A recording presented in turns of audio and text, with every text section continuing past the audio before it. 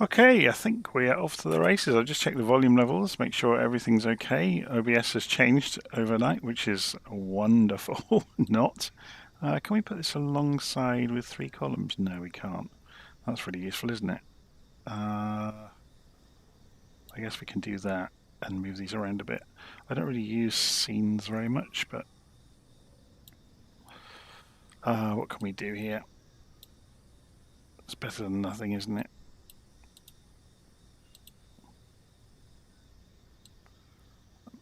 Just want to be able to see things a little bit easier. Apologies for doing this live on the stream, but such are the challenges I have to put up with. There we go. Okay. So, we're on the ground, and we are at Gelephu in Bhutan, and we're going to embark on leg 20 of the round the world trip. We have the brand new black square Cessna C208 Grand Caravan in front of us, parked on the ground.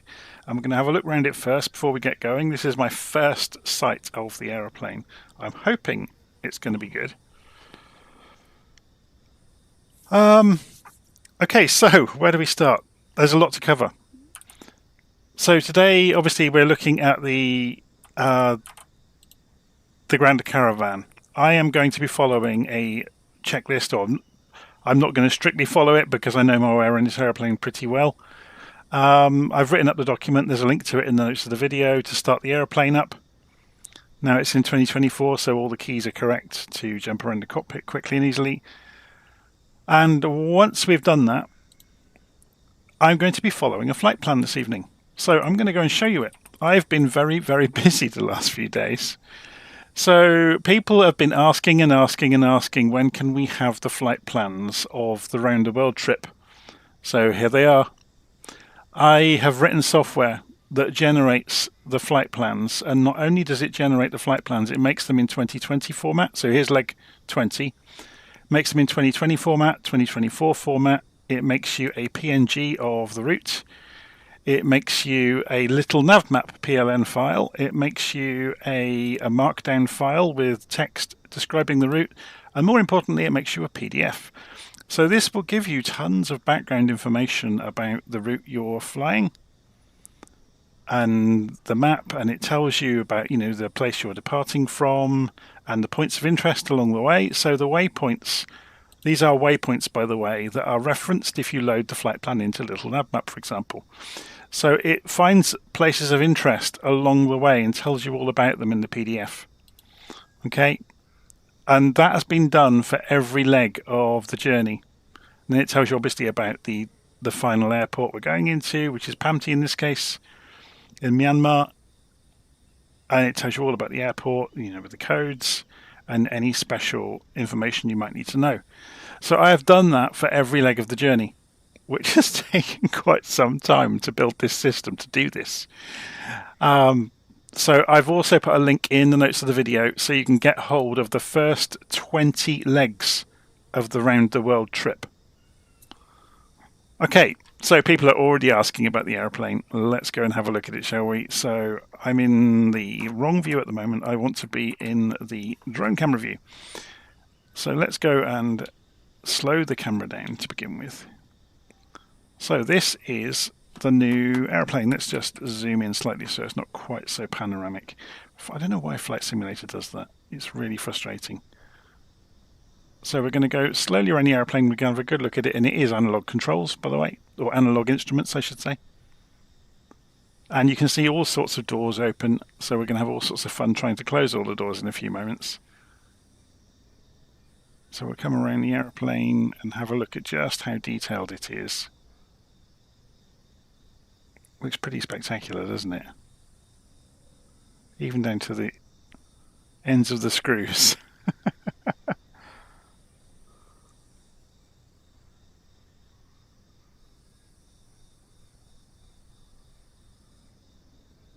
Black Square have really done a number with this one.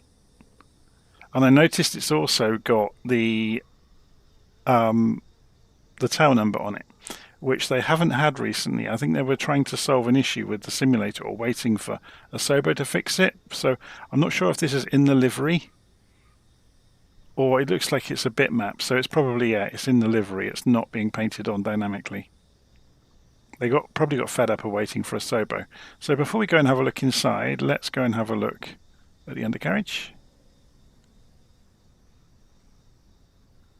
It's pretty well done, isn't it? I wonder if it's springy. Okay, then go up the ladder this side.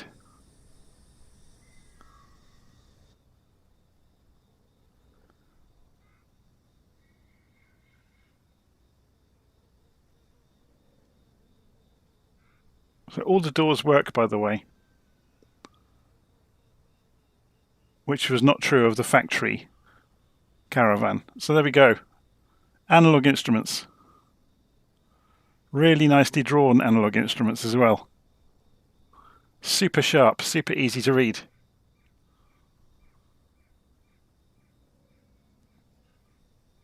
There's the quadrant. Get a weather radar. You can swap out the avionics pack. I've obviously got the GTN. Sorry, the I'm going to get the name of it wrong, aren't I? The TDS installed in the aircraft at the moment, so we'll get a nice flight plan along the way. I'm going to have a play with looking at how we can get. Actually, we might even go back to an old-fashioned avionics suite just to have a play with it. So we'll have a look at that in a moment.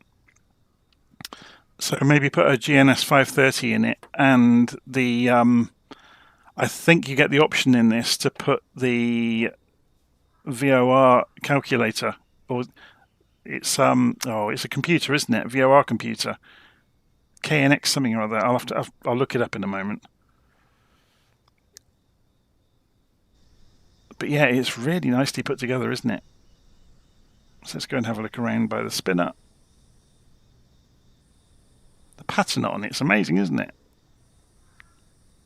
And apparently it gets dirty. We'll have a look in the tablet in a moment. There's a really nicely put together tablet within the aeroplane.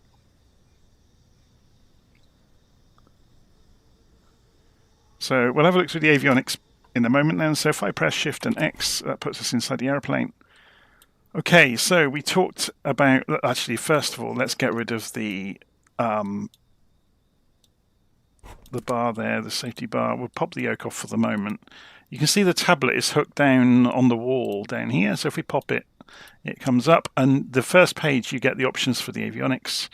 So we can go for really old school. So KX155B, if we say confirm, it will pause for a few moments and go and change the kit out for you. There it goes, look.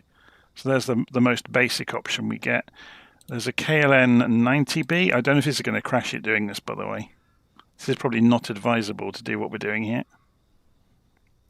So yeah, look, that's obviously requires a third-party package.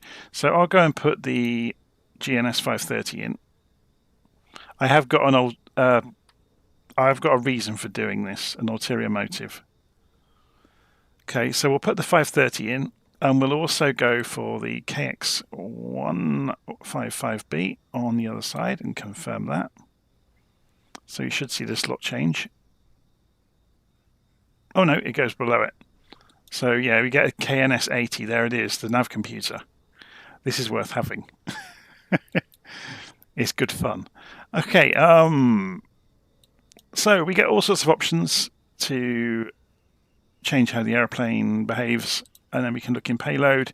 All sorts of options to change. Obviously, there's some static options here as well. So chocks and pitot covers. We'll do it and go and have a quick look. And engine covers and an external power supply. So if we go, and you can hear that the moment we did that. So there we go. And are they blowing in the breeze? There's no breeze. Yeah, they are moving around, look. There's hardly any breeze today. Oops. Very cool. Okay, so let's go and get rid of some of that stuff. We do want to put enough fuel in it to get to where we're going. So let's go and up this to 140 gallons, both sides. We're going to be in the air for quite a long time. And go and look at the engine controls. So you get animated graphics showing you what's going on inside the engine, which is really cool. You've got engine condition at the moment. Look, it's at 97%. I was playing with it earlier. So if I repair the engine, and are you sure? Yes, it will go back to 100. And we can clean the filters. Like, there's no point because there's nothing wrong with them at the moment. So, oh look, foreign object damage. Interesting, because it has got inertial separators. So, clear engine, repair starter, clean filters. Interesting. Recharge battery. And we got the electrical systems, so you can get to see what's going on around the airplane. You get the cabin control. Oh, too close to the top there. There we go. Cabin shows you the temperatures around the cabin, which is really cool. And failures. It's got really, really good failures. There's obviously hundreds of things you can cause failures with. I never tend to. I want my airplane to work. And you can tap on the glass of the gauges as somebody's saying that, so they can get stuck, which is really, really nice. Can you do that on the clock as well? You can see the needles jumping, look, when you do it. Very cool. Let's try that close up so you can see it. Ooh, and you can rotate the bezel. Okay, interesting. Anyway,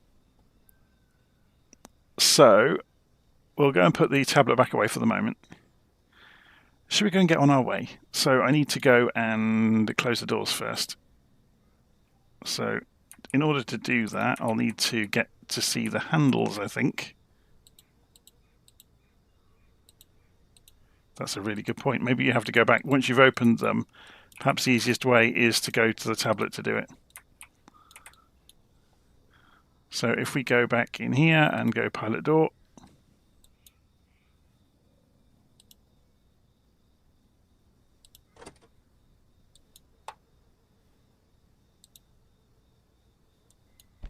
Oh, the reason the pilot door won't close is because the steps are down. There we go. So I guess then you can just click on the door. Is there a click spot on it? There. Also, there's a door at the back we opened, or both doors at the back. So let's go and move down the aeroplane and pull this one up. And this one. So where are the click spots? That's what I'm wondering.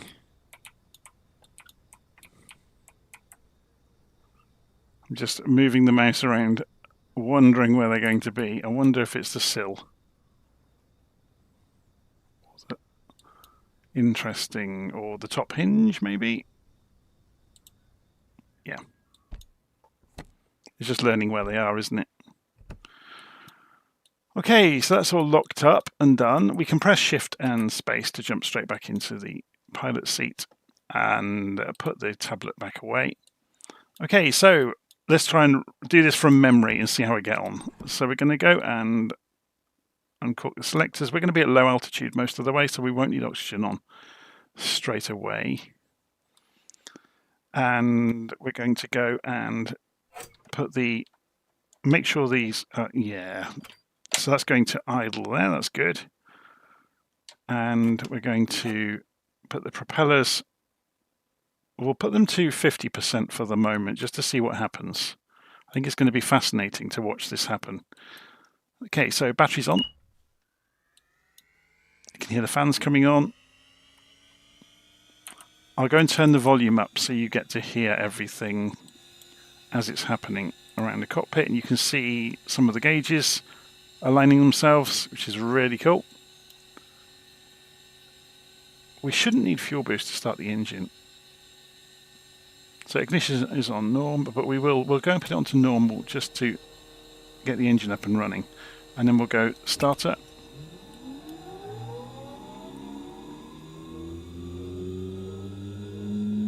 And then if you watch up here, look, you'll see the RPM coming up.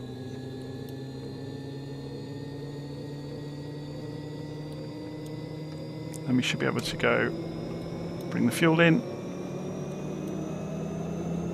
And the ITT is going to climb and then drop back again. Suction's happening. We've got the attitude indicator working. Very good.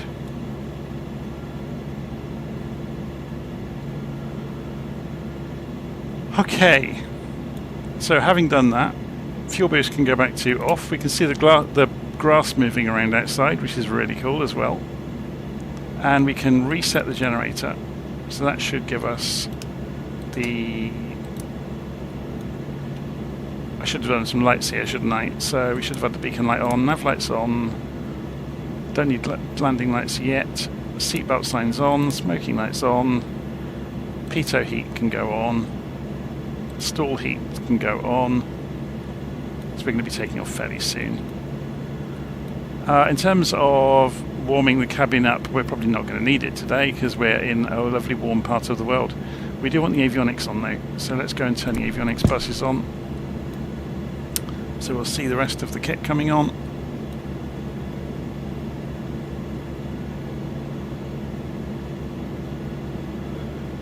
So we just wait for things to warm up. So GNS 530. The reason I've gone with this is I want to go in here. Oops. Oh, we got an update on say intentions, but I'm not going to do it at the moment. Or do I have to? No, it's already running. I'll cancel it for the moment and see how we get on. Okay, so enter, enter.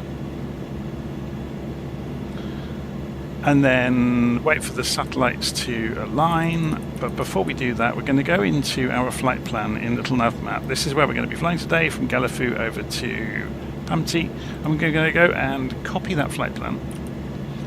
And then go over to an internet browser. Go to planner.flightsimulator.com. And I think I might have already done it. So then save that. And if I make this bigger, you can get to see the route. So there's our route. And we want to save that. So save new plan. Okay. So then we don't actually need this anymore. And then we come into the aeroplane. We go to the flight simulator tablet, go to flight planner, go to the route, open it from the web. And that one. And there we go. I think it's... Oh no, you have to send it to the avionics. And it worked. So this is half the reason I wanted to just try it with the 530 to see if that trick still works in it. So at the moment we're using nav as an H. That's interesting. Does that change? That doesn't change that. Interesting. So we need to go RNAV here in order to use the GPS over here. Got a button here as well. Look, that is interesting. That's not tied. That's the HSI source. That does mean though you can show a different source on the HSI than you're actually using for guidance, which is quite cool. Okay, let's put the taxi lights on. So it's saying generator is off, which is interesting.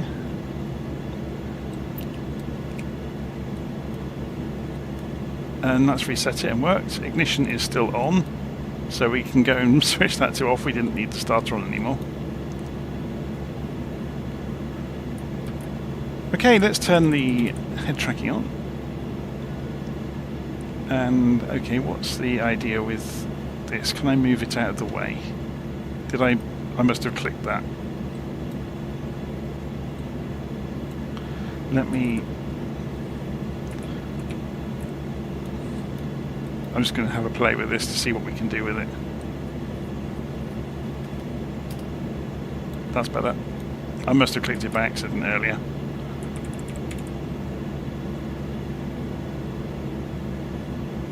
And the head tracking is being a so-and-so, so I may go and pull the plug on it for a moment and plug it back in again. Head tracking sometimes does this, it just has a bad day. So I've just reset it, and now it's behaving. Look, it's nice and smooth now.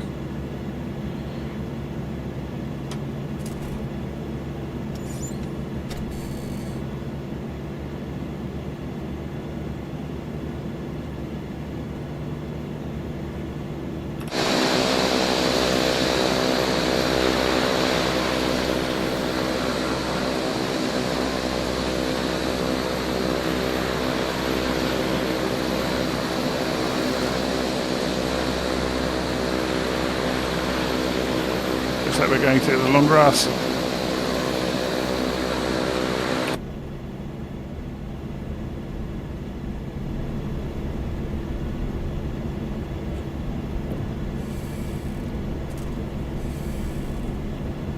Oh, there were some boulders in the grass. I should have been a bit more careful then.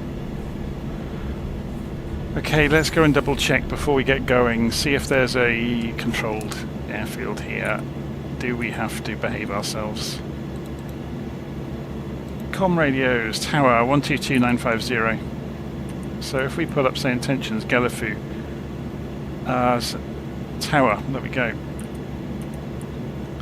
So we are Cessna 95 Echo Juliet today. So we're just going to have a quick talk to the tower. Tower, Cessna 95 Echo Juliet, requesting takeoff.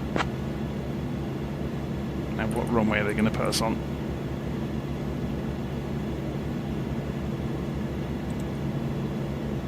Cessna 5 Echo Juliet, runway 11, winds calm, cleared for takeoff. Runway 11, clear for takeoff, Cessna 95 Echo Juliet. So I'm just wondering why the aeroplane is not appearing on the chart. Tools. Oh, I may have to reconnect it because it crashed earlier. Or the simulator crashed, I should say, and I haven't restarted it. So I'm just going to go and restart LittleNavMap. You're seeing all of the things happen here that typically happen to everybody. There we go, it's all working now. Look, nicely. It's got its connection back. So we're taking a right turn out onto runway 11.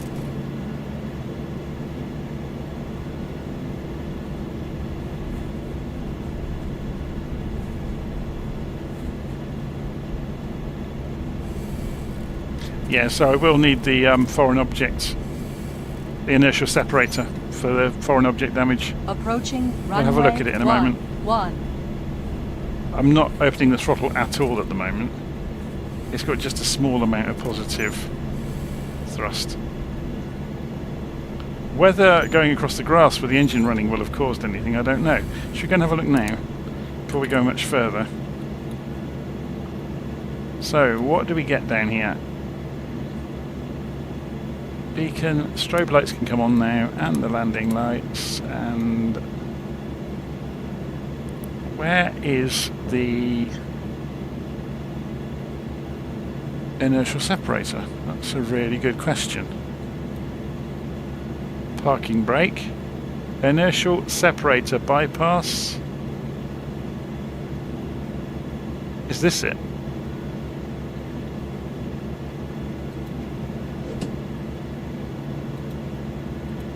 No, that's the lock. Okay, this is one we might have to go to the book for. If that's the parking brake, then what is this?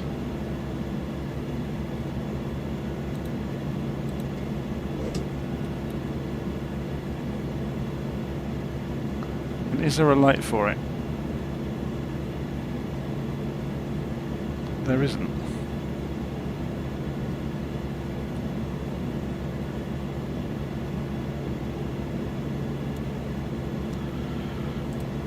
Okay, we'll try that and see what happens. Does that stop us moving? Yeah, so that must be the inertial separator. So the inertial separator basically changes the configuration inside the air inlets.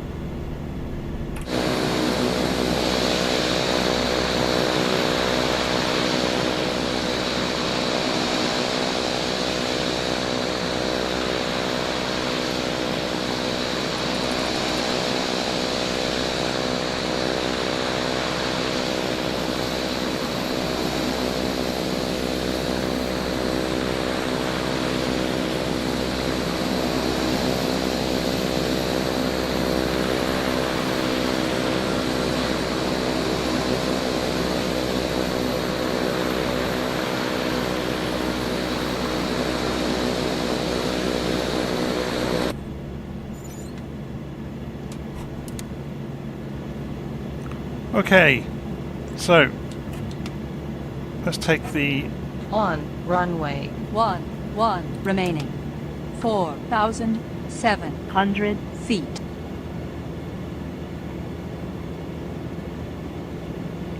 I'm just having a quick look at the instruments before we get going, so let's get this pointing the same direction we are. There's no way of centering it. I wonder if they can drag it. No, they've not implemented dragging, so you have to either hold it down or roll the mouse wheel. How quickly will it roll on the mouse wheel then? Not at all quickly.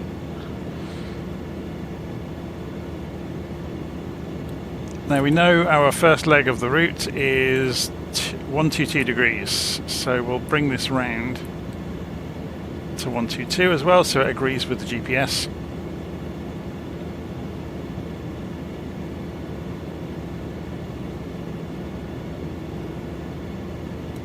Also, just out of interest, I'm going to press Ctrl-Alt-Z, which will align this with the... yeah, I imagine it's slaving. So is there a button, is there a switch for that to make it slave? I'm not sure where that might be yet.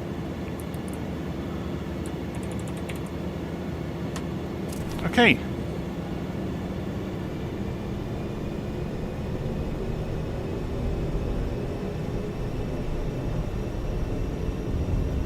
Keeping an eye on the engine gauges, RPM is quite high.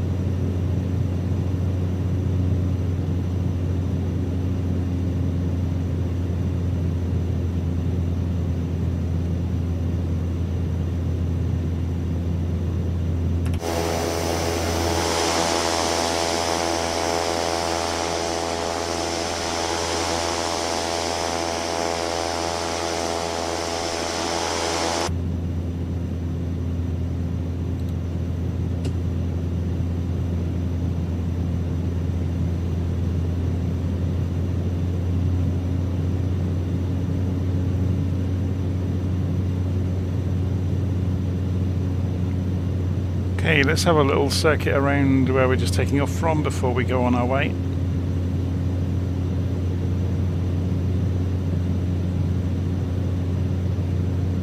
So I was being very, very careful with the power there, and I could probably have used an awful lot more power than I did.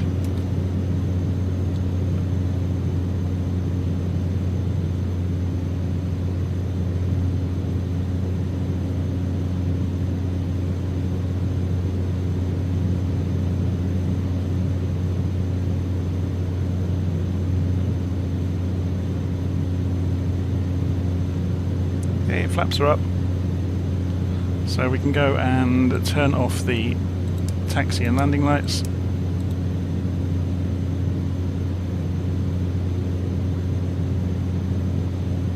Keep an eye on the temperature in the cabin. It's 22 degrees, that's fine.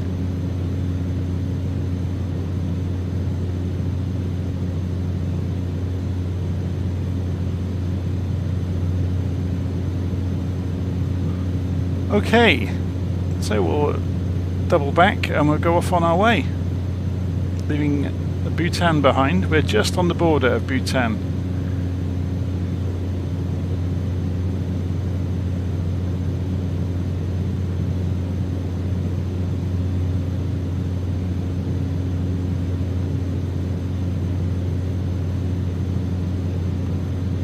So we're going to be aiming towards the edge of that mountain range over there.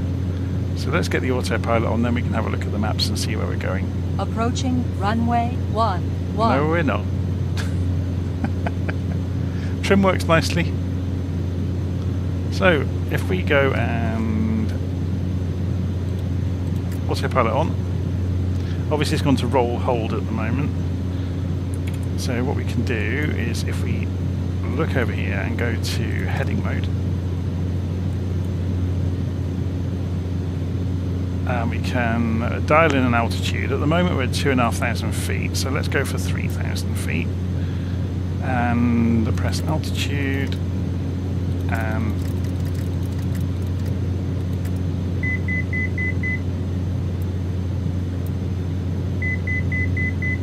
there we go, that's working. So 500 feet a minute up to 3,000. Have we got any VORs nearby that we can have a play with, just to make sure everything's working? There's one over here, so it's 80 miles away at the moment. No, what's the range on it? Oh, it's got a good range, 117.6. So let's go and change the frequency. 117.60, change that to active, and we should get distance measuring show up. On a good day, maybe those mountains are in the way, who knows? Because even if you're not using it for guidance, we could show it, couldn't we? So if we do this, now that's interesting. So that means the autopilot is following the HSI source because it changed when we flicked it over. We're not getting distance measuring though, are we?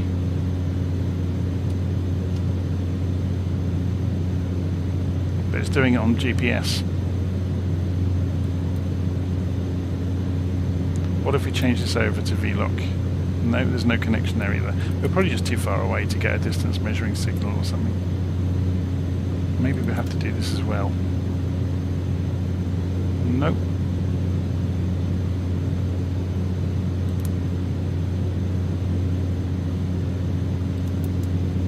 Anyway. Since we're in southeastern Bhutan, the closest notable spot is the Gelephu Airport. It's a relatively new airport, officially inaugurated in 2017, and it's one of only 4 airports in Bhutan.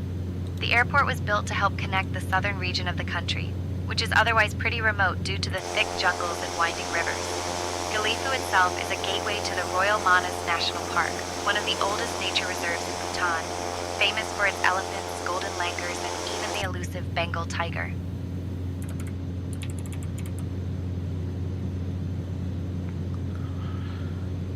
Okay, so obviously we're not following the route. Let's go and have a look at the weather radar. So if I go and turn head tracking off for the moment. So it's on by default, which is interesting. So there's the test mode, or standby, sorry. That's interesting. Is it actually working correctly? So that's standby. Self-test, then it has a test mode, and then you can turn it on, obviously. Then it's hidden inside of it is the engine condition. Yeah, slightly damaged the engine taking off. We can repair the engine in here if we want. We can also go further in here and see failures. This is how the failure system was originally developed in the black square aeroplanes before the tablet was developed. So within the tablet, this is really cool. You can see the state of the engine with it all animated nicely. So engine condition 100, which is interesting. That, oh, of course I repaired, didn't I? I'd lost a couple of percent on takeoff because I was just winging it. Now we haven't got avionics standby.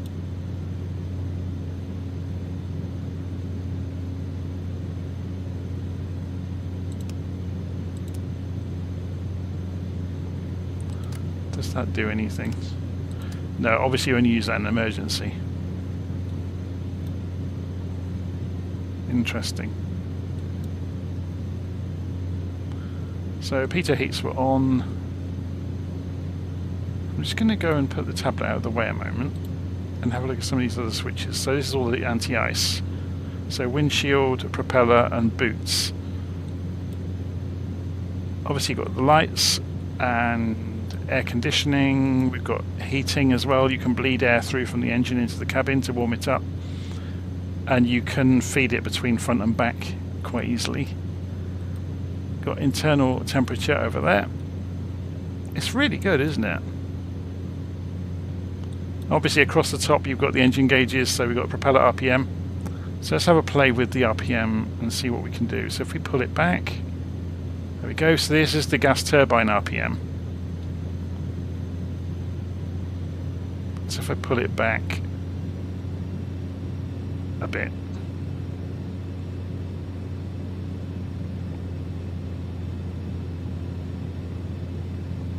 so obviously fuel flow drop then. quite a marked effect on speed though, hasn't it, with letting the power go. So if we take this back up to, say, 90% on the power, I'm just looking at the speed effect it has. Okay, a bit more, 95%.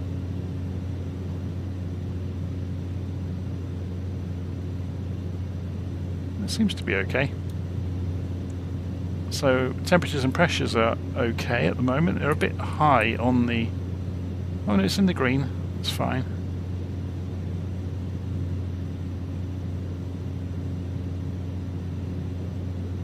So, interesting. Why are we feeding one more than the other?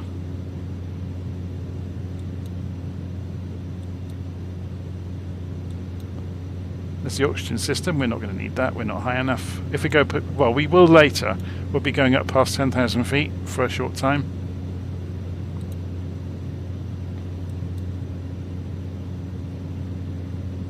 This is interesting to me, though. We've got two different readings, like we're only feeding from one tank and not the other.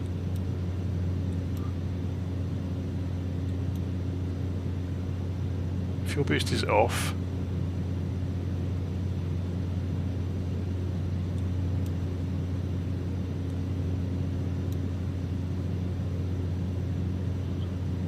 Shutoffs are in, so it's not... Since we're flying over southeastern Bhutan, the closest notable spot is the town of Gelephu.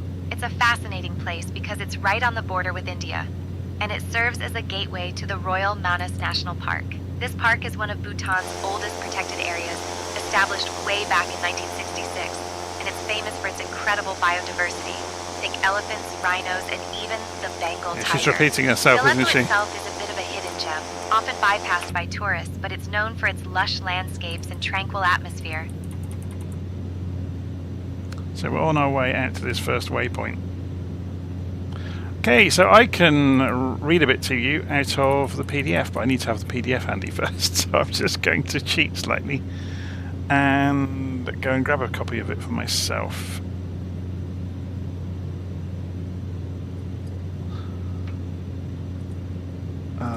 Bear with me. While we're flying along, I'll put this on the outside for you while I'm sorting this out.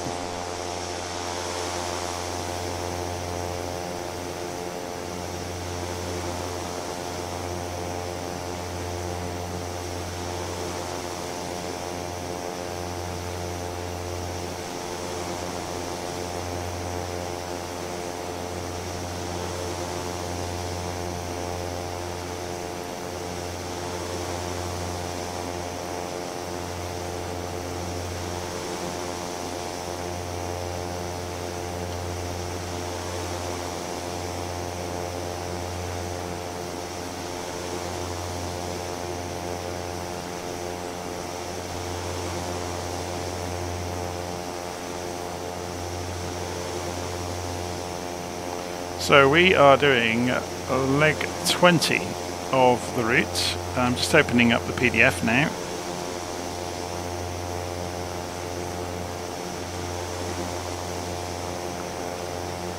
Right, okay, I'm going to read this to you. So this is straight out of the PDF that accompanies the route notes that I've now constructed.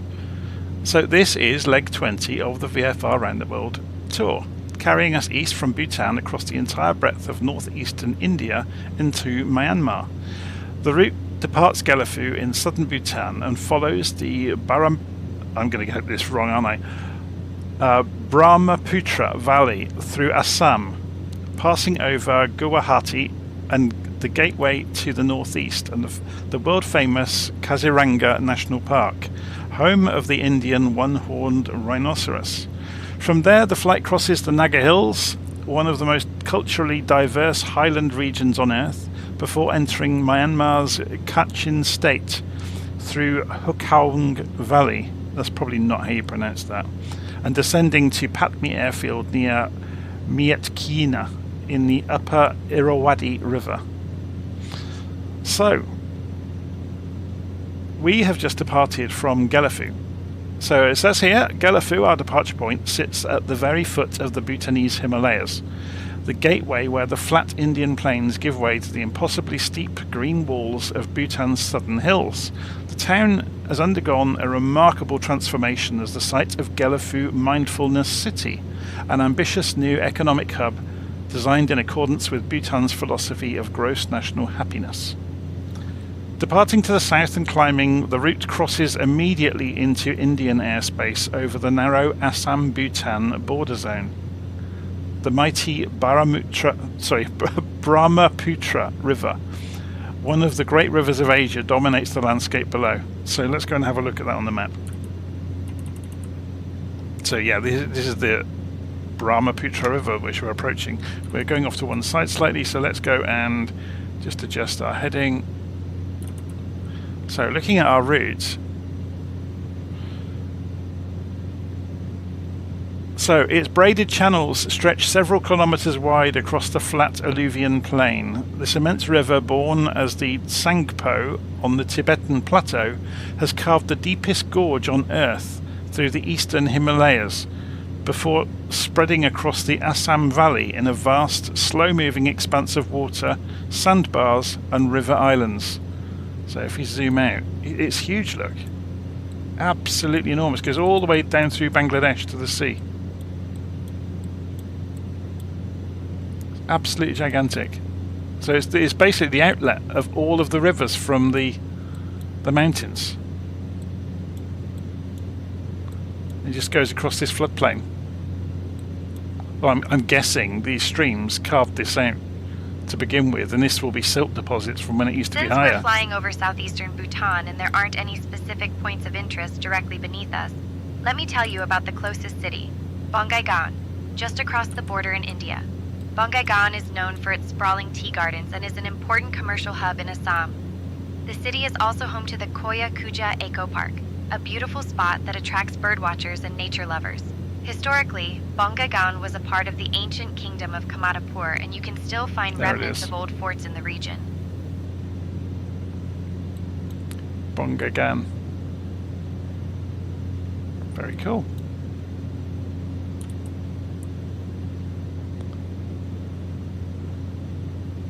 Okay, so we are going quite quickly. We're doing about 150 knots, which is better than I thought we might.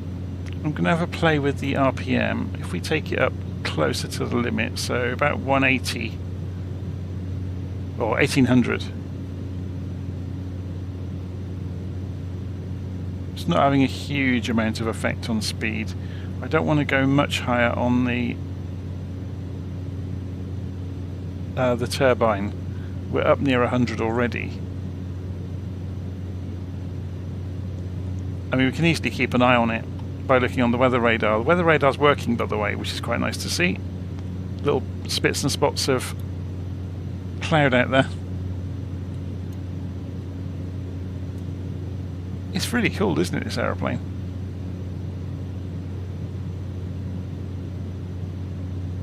There's obviously a lot to learn and a lot to pick up from it. You know, there's lots of detail in terms of the instruments and being able to, you know, play with them. So let's go and have another look at this. So we got the HSI working here. I'm guessing this is nav 2. So if we go and tune in nav 2 to 11760,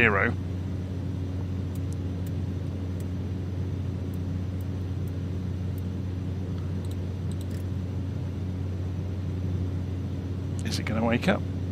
Oh, it helps if you put the right frequency in. There it goes. So if we spin the OBS knob round, and it will tell us the bearings. There we go, it's going to. So the bearing to the VOR from us is about 132 degrees. And if we switch the distance measuring equipment over to nav 2, it's 33 miles out. So let's check that on the map. So from where we are, if we measure that to there, 136 degrees 33. So it's not an exact science. The black square aeroplanes do actually model radio for VORs in particular at range not being super accurate. they will wander around according to the weather.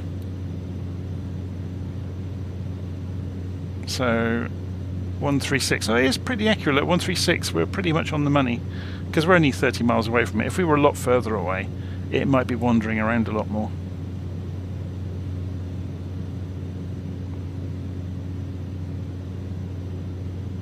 So, being asked in the live stream, what plane are we in? This is the brand new black square Cessna 208 Grand Caravan analog model for Flight Simulator 2024.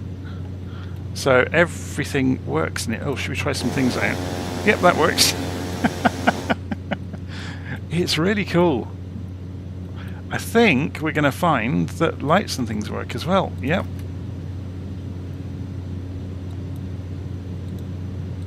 Only some of them, though.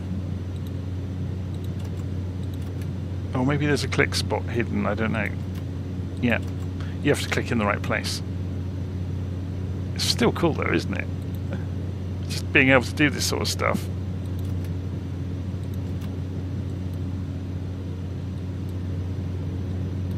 And these can all be moved out of the way.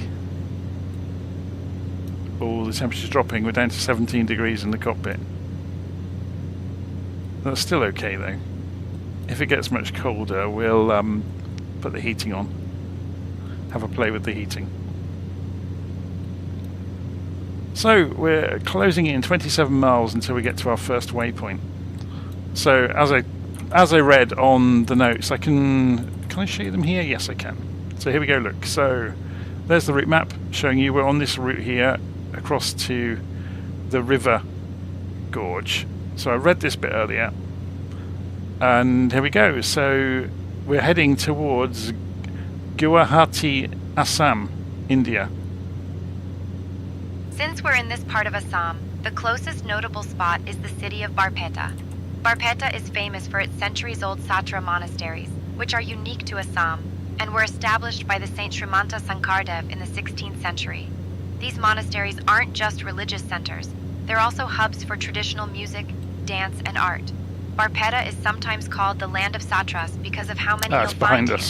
If you look down, you might spot the Barpeta Satra itself, which has been a gathering place for devotees and artists for hundreds of years.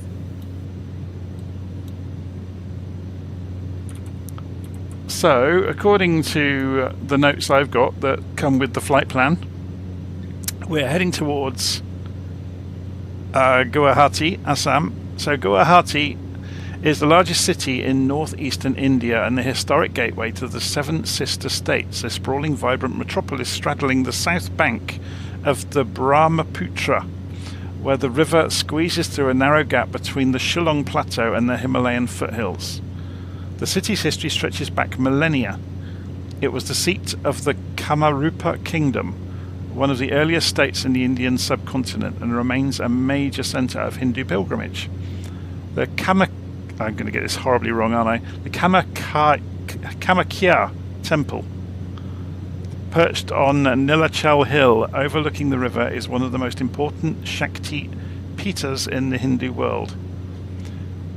From altitude, the city's position is dramatic. The broad expanse of the Brahmaputra, dotted with river islands. The largest, Majuli, is the world's largest river island. Interesting. So let's go and find that out, shall we? There's loads of these islands, look.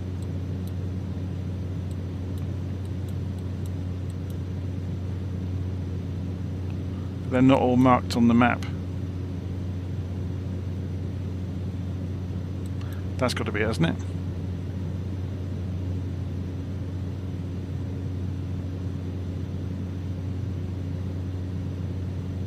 And this is a much bigger one further on. It goes down towards Bangladesh, doesn't it?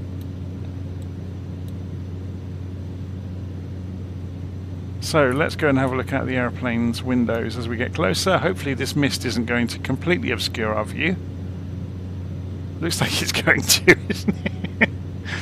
So there's a small river underneath us at the moment. I'm just looking for this on the map. Interesting. Why can't I see it?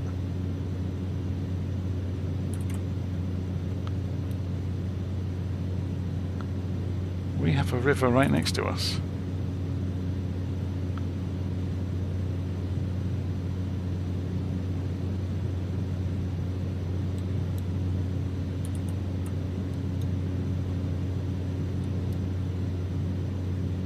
Anyway, what we can do as well, obviously, is put this on the first page of the page group and zoom ourselves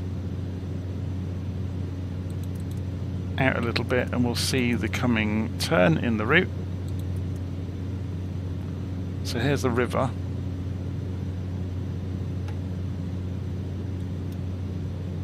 Oh, and here comes the rain. And mist. Great. Just when we want to see the ground, we can't. We've got rainstorms happening. There's a rainbow over there, look. Really shallow one. So where's the sun then? Over there somewhere. Don't you love live weather? So we're crossing over a river here, but I'll be blowed if I can see it on the map. Oh, here it is. The Kana.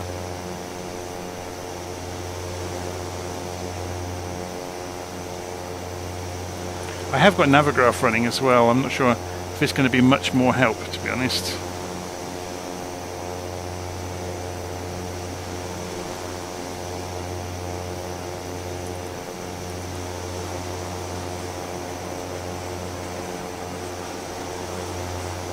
We're about to get pelted with rain, I think.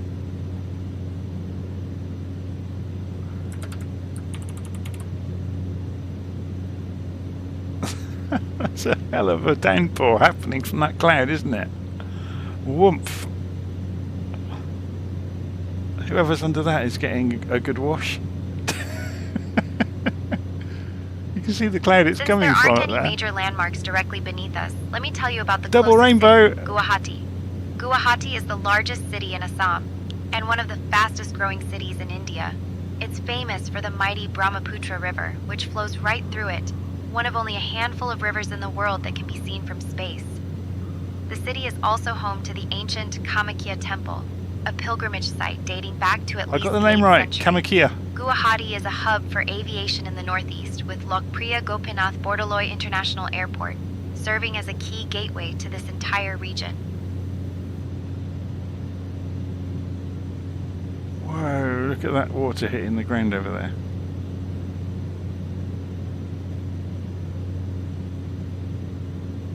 Oh my word. Who knew that this weather was going to be this poor? So we're coming in closer. Should we drop 1,000 feet? We'll do it on the autopilot. It's good practice, isn't it? So drop 1,000 feet.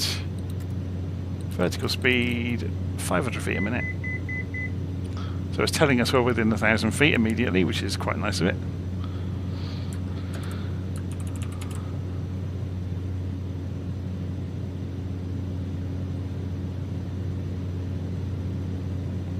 Those clouds out there, oh my word, I've chosen the right day to do this, haven't I?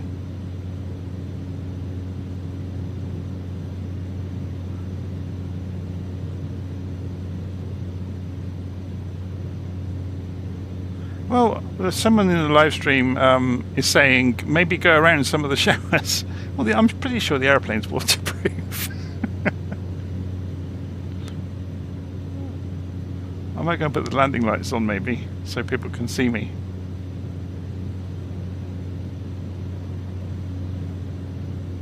Oh, here comes the rain.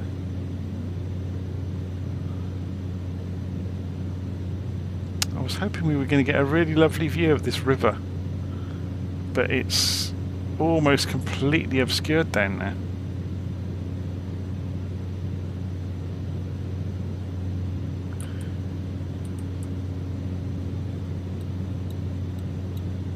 And there's a hill.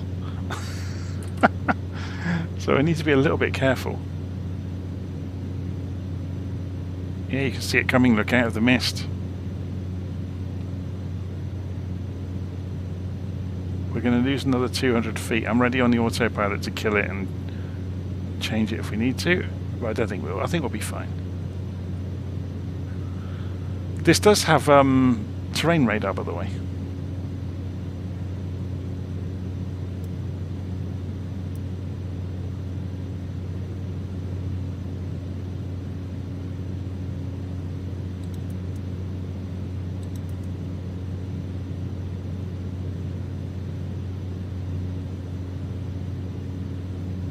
Doesn't seem to be working very well, but oh, it is. Yeah, you can see it's just starting to light up.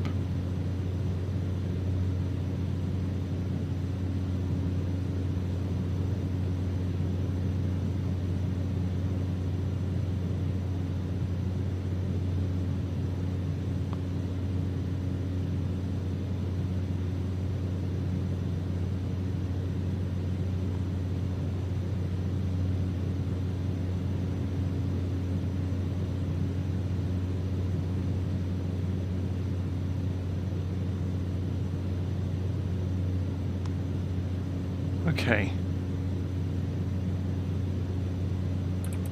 So this really picturesque river valley and this huge city, we're not really going to see. I'm going to come off the autopilot and bring us down a little bit.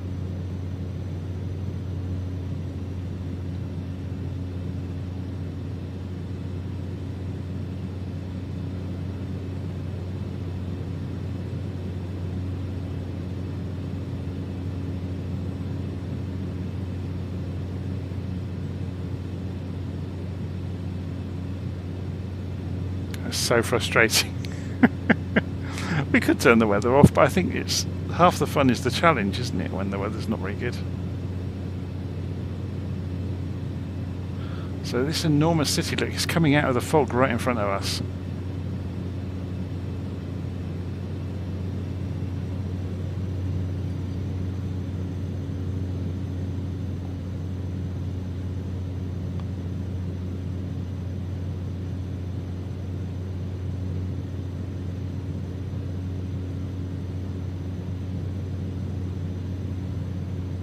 We need to be making a turn, and the GPS is shouting at us. About 3 kilometers out, you'll spot Nehru Stadium. This isn't just any sports complex.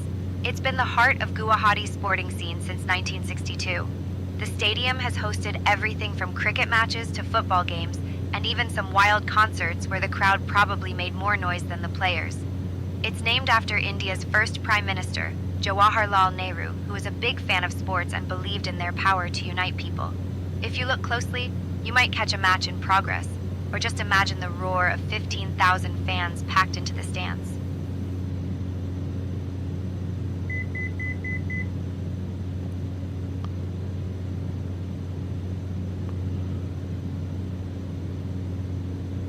Yeah, so the terrain radar is lit up like a Christmas tree now, look, because there are hills higher than us in that mist over there, and all around us, and you can see it's lighting up for us.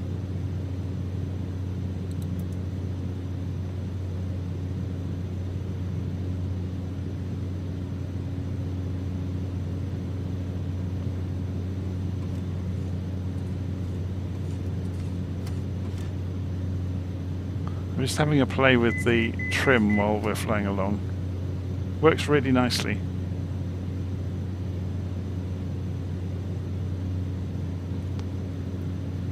Okay, so I'm just turning the head tracking off for a moment. So let's bring the heading bug round to the direction we're going.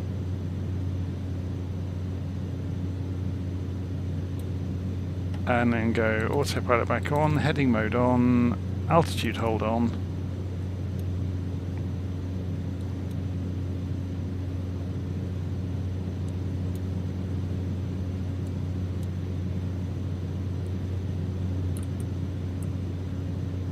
We are now making our way up country. So should we get onto the GPS track? So it stays on R now. That's GPS, that's GPS. So we should just be able to... We're almost on the track anyway. Just press the nav button on the autopilot. And it's going to track slightly left to pull us onto the GPS track.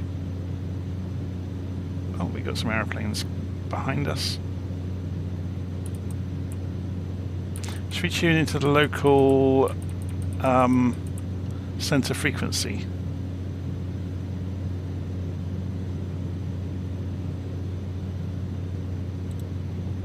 Just listen in for a while. And the weather's clearing. Hurrah!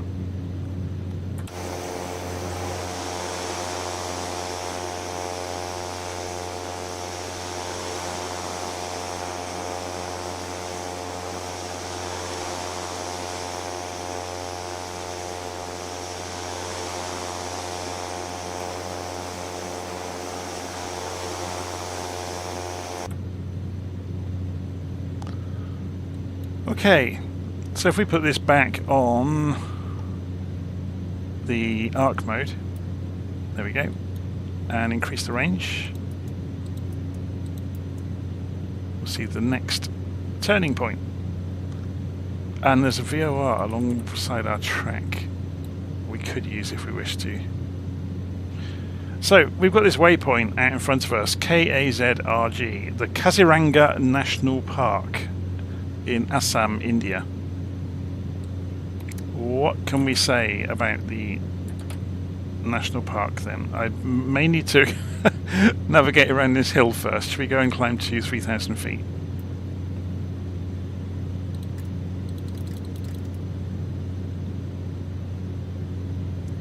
So, Kaziranga National Park is one of the great wildlife reserves of Asia and a UNESCO World Heritage Site since 1985. Sprawling across 430 square kilometres of tall elephant grass, marshland and tropical forest on the south bank of the Brahmaputra, Kaziranga is the last great stronghold of the Indian one-horned rhinoceros, hosting over two-thirds of the world's population, roughly 2,600 animals. The park also supports the highest density of tigers of any protected area on Earth, along with wild elephants, wild water buffalo, swamp deer, and the critically endangered Ganges River dolphin. From the air, the landscape is an extraordinary mosaic of tall grassland, some reaching 5 meters high, oxbow lakes and patches of semi-evergreen forest threaded by the channels of the Brahmaputra and its tributaries. The park's existence is a conservation. Since there aren't any major conservation triumph. Let me tell you about the closest city, Mangaldoy. Mangaldoy is a charming town in Assam, and it's actually named after a legendary princess, Mangala Devi. The town sits along the banks of the mighty Brahmaputra River, which is one of the few rivers in the world that can actually change its course over time. Talk about a river with commitment issues. Mangaldoy is known for its lush tea gardens and is a gateway to some beautiful wildlife sanctuaries nearby. If you ever wondered where a lot of Assam's famous tea comes from, this region is a big contributor. I'm going to detune the radio for the moment.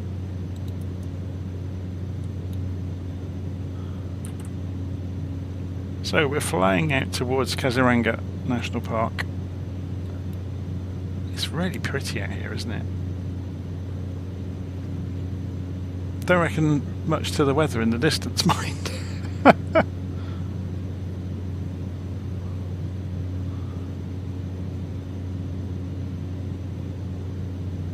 So, as I was saying, Kaziranga Park's existence is a conservation triumph. It was established in 1908 at the initiative of Mary Curzon. It survived floods, poaching crises and encroachment to remain one of the most successful wildlife recovery stories in the world. There we go. Kaziranga National Park. We're just approaching it. So I wonder if it's marked on the map. Presumably it's this whole area. Oh, here we go. It is marked, look. So it's about 20 miles long by 10 miles wide.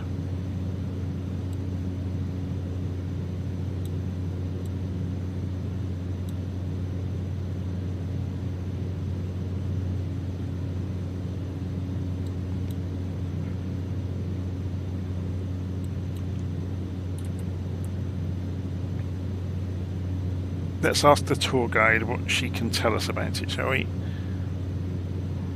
Hi Sarah, what can you tell us about Kaziranga National Park? I think I just pressed the wrong button for that. Hi Sarah, what can you tell us about Kaziranga National Park?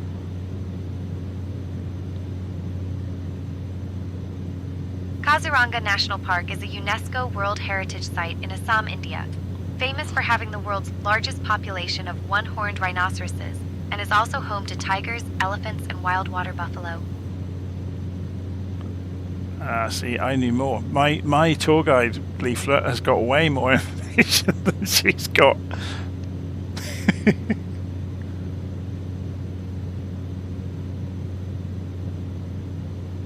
So we got an Aussie friend that's just come on the live stream and he's saying, waking up to the Jonathan Beckett Brekkie show.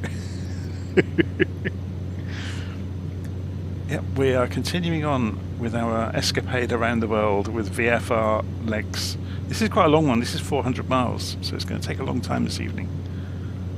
I won't be here for all of it. I'll leave some of it to the tour guide and I'll leave it on autopilot. But I think the main takeaway this evening is that I've gone and built these tour documents and flight plans for each leg of the tour. So there's a link in the video to go and get your copy of it. It's taken an awful lot of effort to do this, I don't mind admitting. But it's all neat and tidy, so the documents have, got page numbers and headings and diagrams, and it's really done quite nicely. And it's, like I said, I had to climb a mountain to do it. All because a few people kept asking me, saying, when are you going to give us all the flight plans for the around the world trip? So I'm going to do them in banks of 20. So based on my original estimate, it's going to be about 100 legs. So I'm going to do it over the course of probably a couple of years. The whole idea of doing the round the world trip was when there are not aeroplanes coming out, or if we're quiet on news for the sim, I'll just do a couple of legs of the round the world trip. So it's kind of a space filler activity, really, and to go explore the world. Because I think a lot of people just fly around their local area, and they're quite happy doing that, and more power to them if they like doing that. But I don't like doing that. I get bored, so I want to go see the world. And you never know what you're going to find. When we were flying along the foothills of the Himalayas, discovered some amazing towns out, in the lower parts of the Himalayas. They were incredible. Wouldn't have known they existed if not for the, doing this series of flights.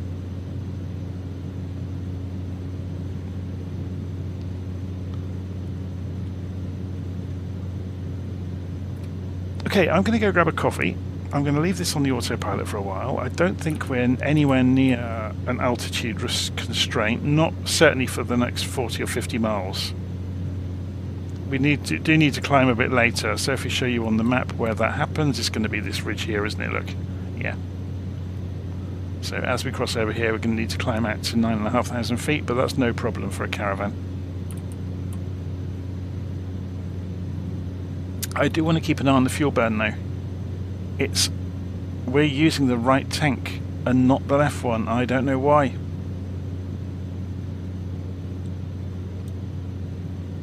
Is it something I've done? We've got both unlocked above. Can we transfer fuel?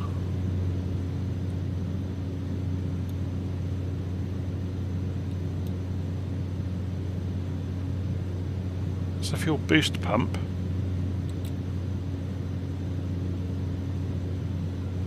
I wouldn't have thought you'd need that though to use the fuel in a sensible order.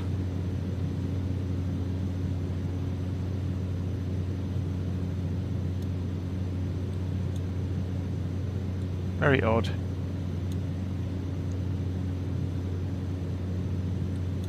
But yeah, it's just odd to me that we're running down one tank and not the other.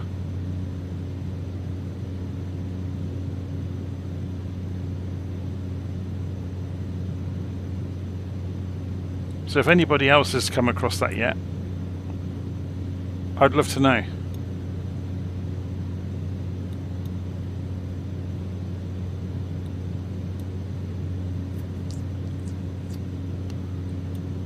Should we bring the range down on this?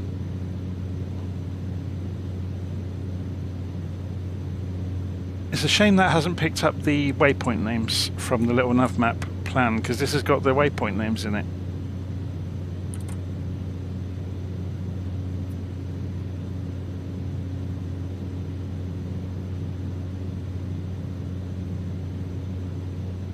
Kaziranga National Park is one of India's greatest wildlife treasures and a UNESCO World Heritage Site.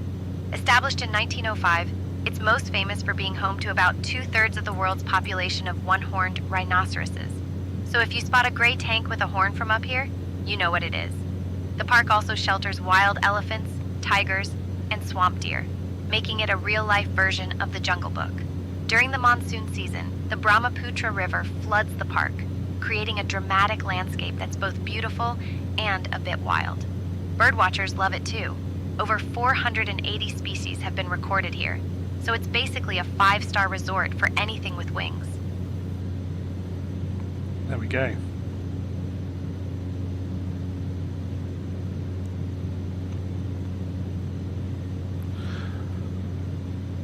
Okay, yeah, I'm gonna do a bit of reading about this, I think. I'll read the book for the aeroplane while we're flying. I don't know why. It's burning fuel from one side and not the other.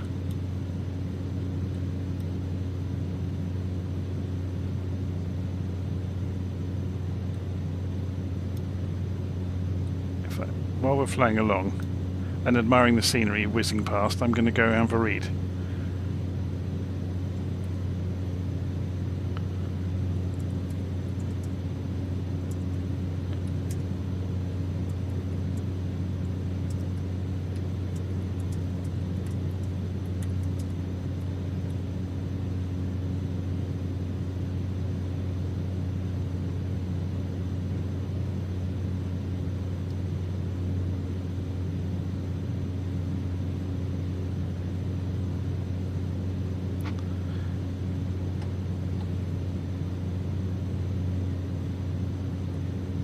So if you notice an asymmetric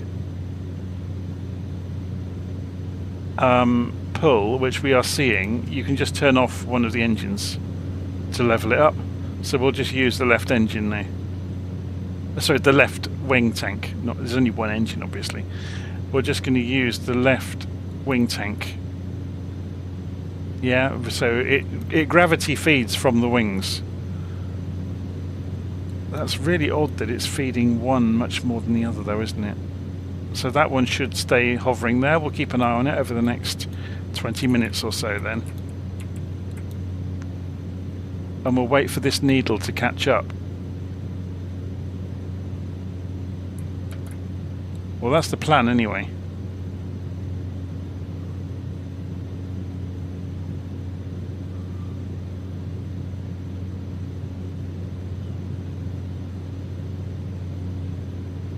So we got a comment from Jason saying, close the fuel selector valve on the fullest tank. Surely it's the other way around.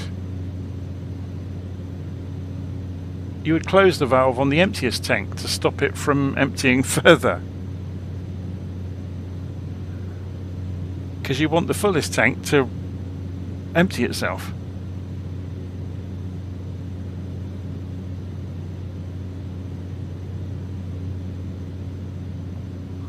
That's funny. I was just reading the comment there about parking the airplane on a slope.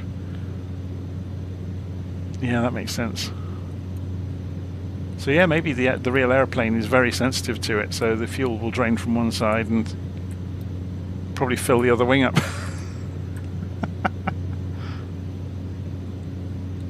So it looks like I don't need the boost pumps on.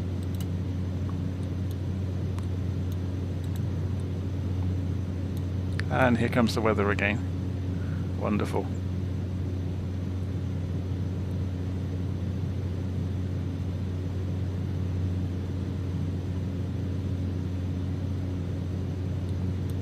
Maybe I need to put some notes then in the startup video just about, you know, when you're in cruise, to keep an eye on the fuel levels.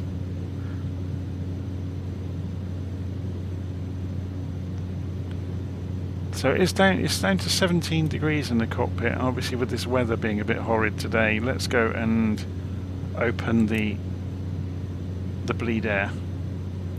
We can monitor that as well in the tablet. So you can see, yeah, it's quite a cool green at the moment. So opening,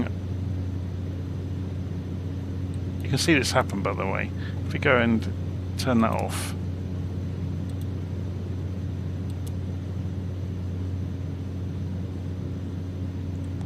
And if we then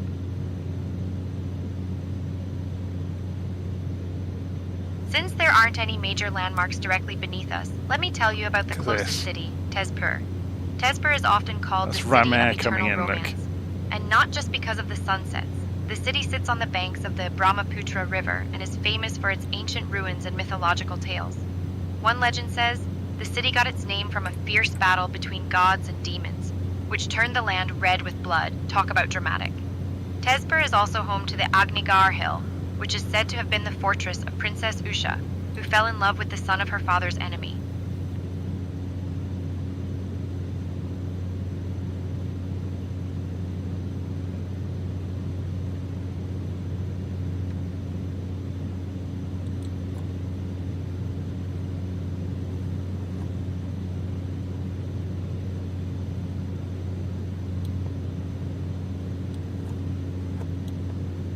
I'm just seeing what parts of the diagram move around. Yeah, look at this. Isn't this clever?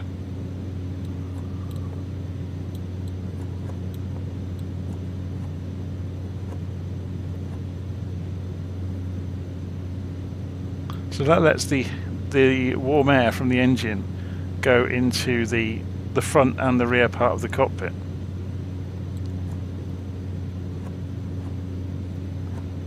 And this is allowing the air either to go out or to be piped in, the hot air. It's very cool, isn't it?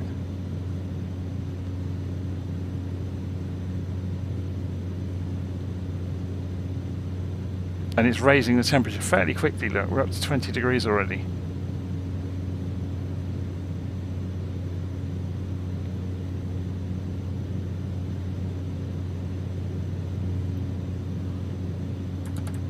I'll leave it for a few minutes to see how warm it gets. So electrical systems are all fine. Engine is running absolutely fine.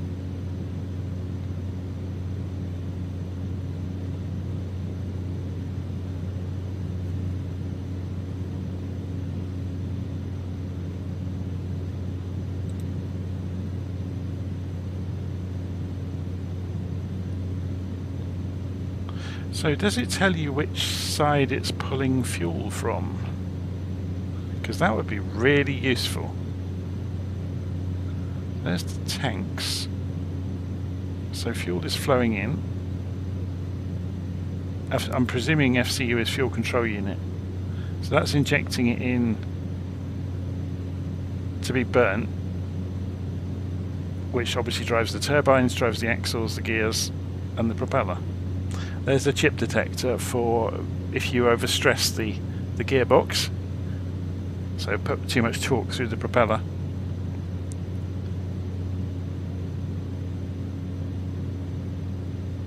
It's very cool, isn't it?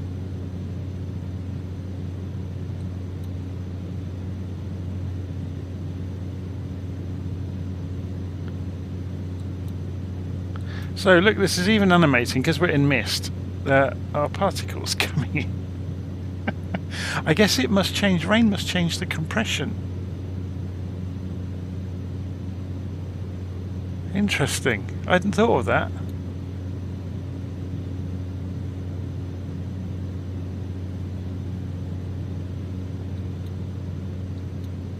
Well, you don't get a view like that every day, do you? That's pretty cool.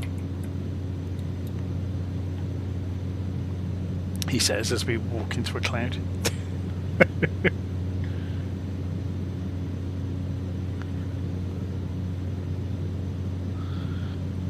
So whereabouts are we on the route? We're just coming up to the waypoint where we're going to turn out towards the hills.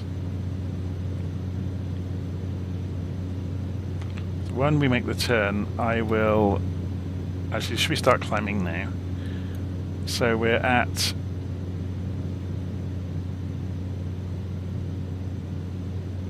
uh, 3,000 feet. And it would be good if we went up to, say, 7,000... No, we need to get to 5,000 for the moment.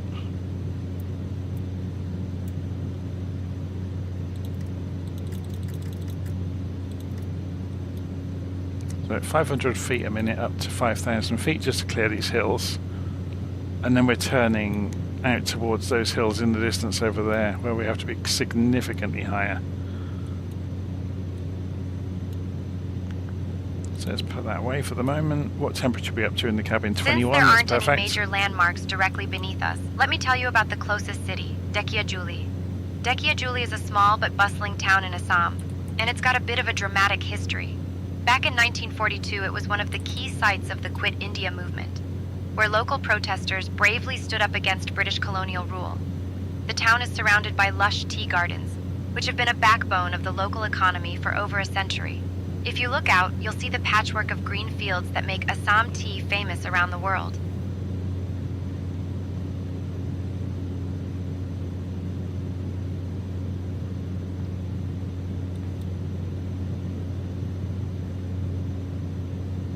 Okay, we're approaching the turn. We're climbing nicely, 3,500 feet, and continuing on up.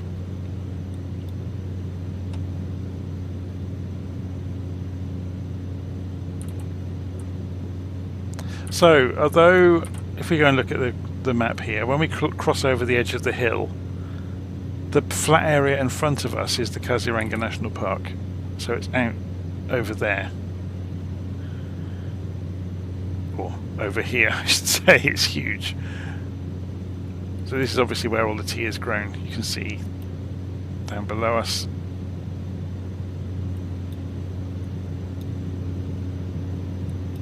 Should we have a look from outside?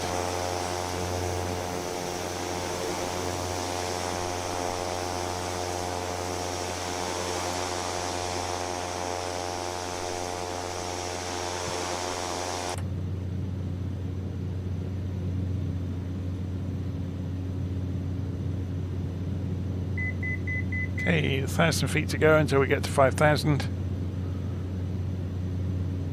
The cabin is slowly getting hotter. I'm going to go and turn the temperature down a little bit to maybe stop it at 22. We don't want it to be like 40 in the cabin, do we? That rain on the far side of the river. My word.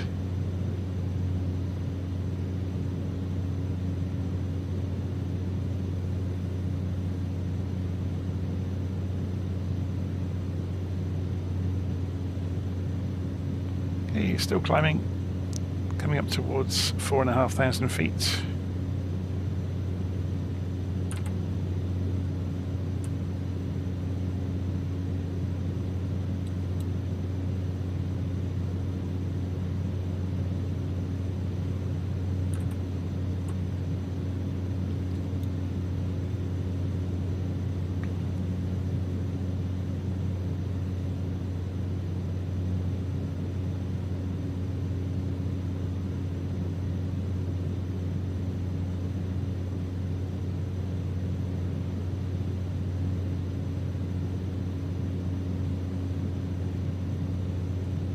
So, has that worked with the fuel? Let's go and have a look.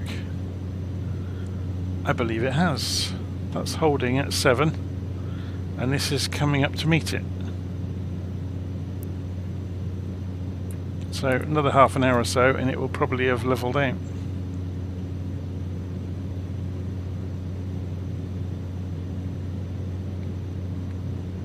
Keeping an eye on the weather radar as well. This is supposed to be VFR, but this is turning into IMC conditions, isn't it?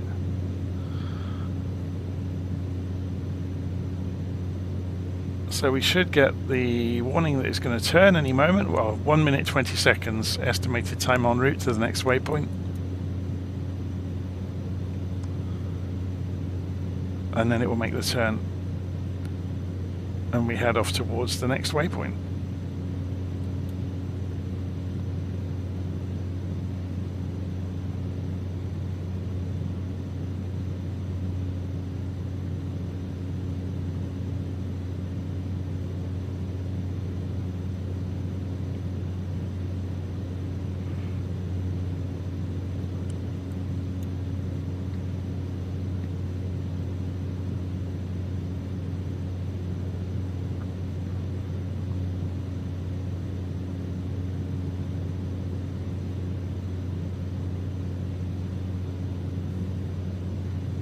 Just wait for the GPS to do the countdown. It should happen at 10 seconds, I think.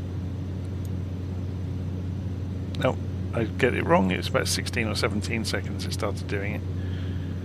Oh, because it's going to turn early. It's going to round the corner off. And there we go, look. Autopilot's kicked in. We're turning.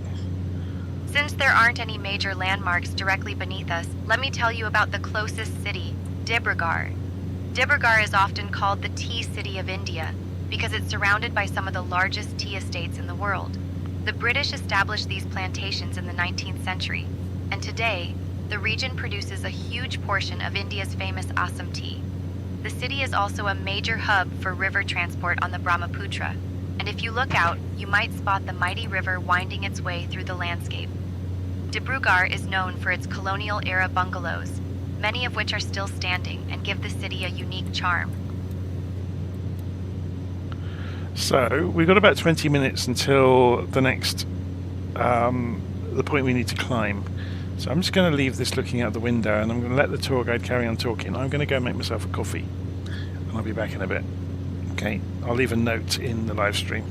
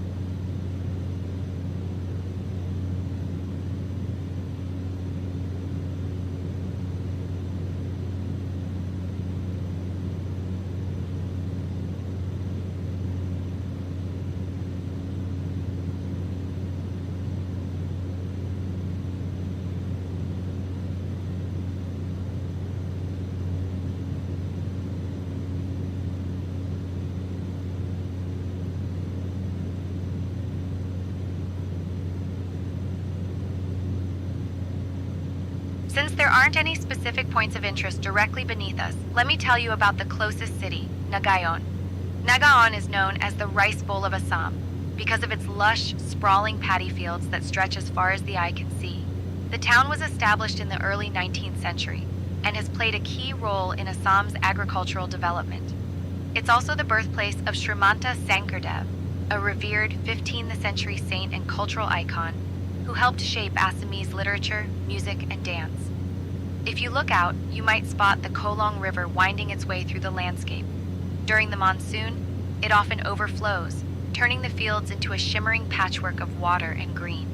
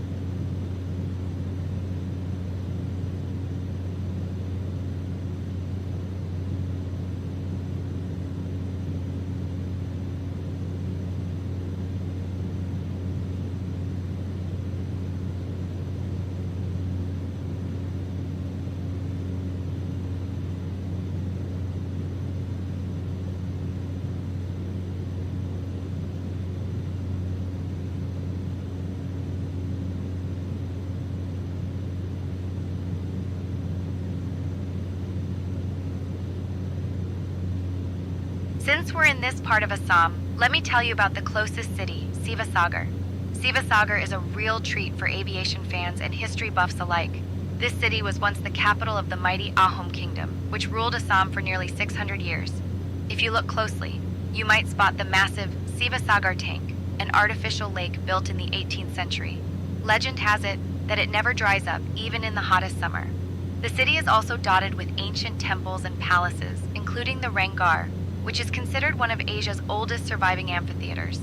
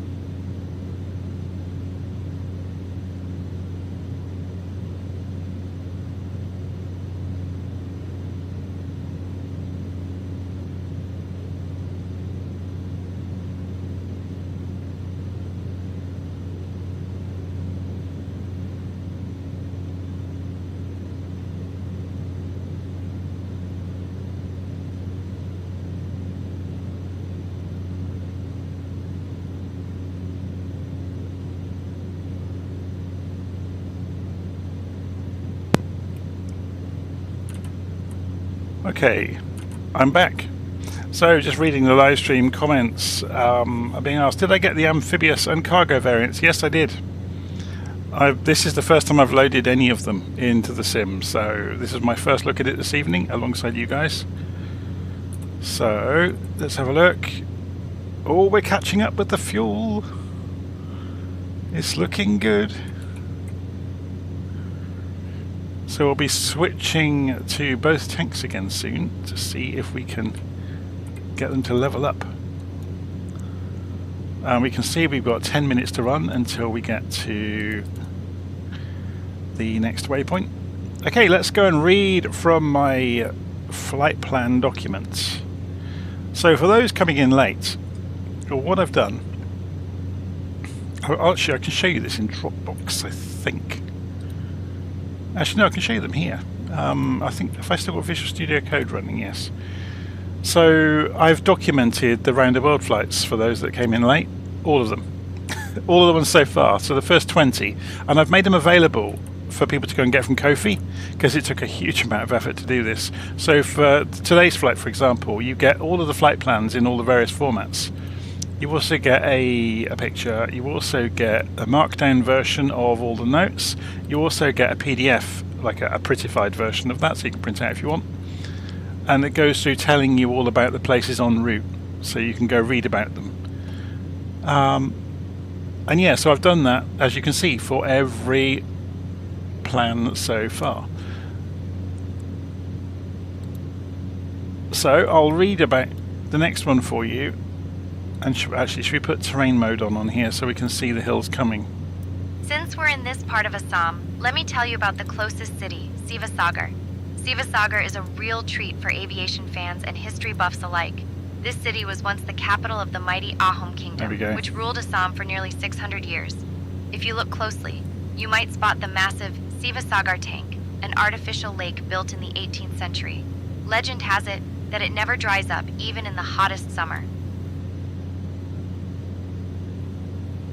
This weather is not great, is it? So looking at the flight plan, we are en route to MKCNG, which is short for Mokokchung, Nagaland in India. Mokokchung, sorry. Mokokchung is one of the principal towns of Nagaland, perched at 1,300 meters on a ridge in the Naga Hills, a landscape of steep, jungle-clad mountains, deep valleys and scattered villages, connected by winding mountain roads. This is the heartland of the Ao Naga people, one of the most prominent of Nagaland's 16 major tribes, each with their own distinct language, customs and traditional governance. Nagaland is one of the most culturally extraordinary regions in mainland Asia. Its peoples are predominantly Christian, converted by American Baptist missionaries in the 19th century, but retain deep connections to their pre-Christian warrior traditions, spectacular festivals, and intricate textile arts. So once we get a view of the landscape below, this will make some sense, but it says the landscape below the flight is almost entirely forested. Dense subtropical and temperate hill forest covering ridge after ridge to the horizon, broken only by small clearings, with occasional hilltop villages. So we'll hopefully get a view of that in a moment.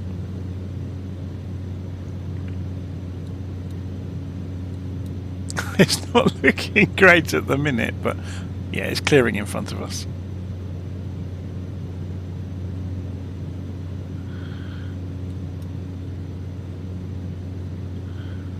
So, and this is those ridges they were talking about, look, just coming up. So we're about to go and cross all of this. So once we get past the next waypoint, we need to start climbing up to at least 9,500 feet. The flight plan says go up to 11,500 for safety.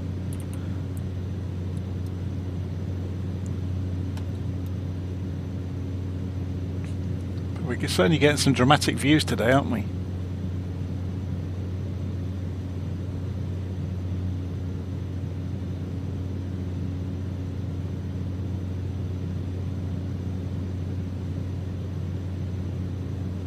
There we go, out of the cloud. So looking at the GPS, we're going to start to turn slightly left once we get past this waypoint, which is just over here somewhere. It's in the foothills, look, of the ridges. And the wind is getting up as well. What's LittleNavMap reading? Yeah, we've got a 26 knot tailwind off of our starboard rear side.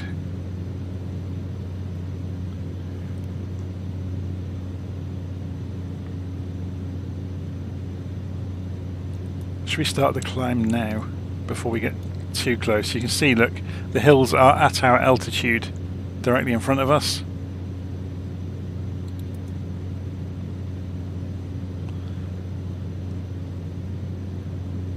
So we'll go and dial in, what should we go for, 10,000 feet?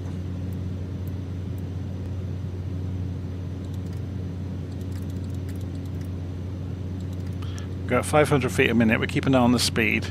So we're going higher now. We're going to go and turn the oxygen on. You can hear the hiss from it. That's quite cool.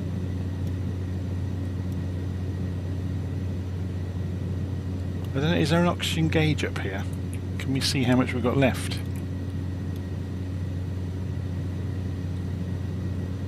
Yes, there is.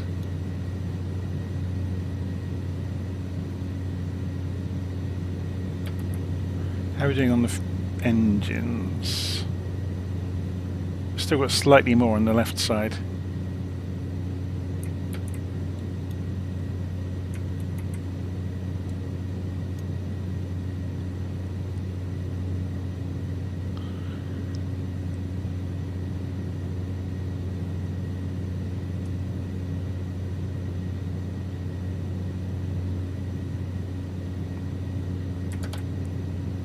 Since we're in this part of Assam, let me tell you about the closest city, Sivasagar.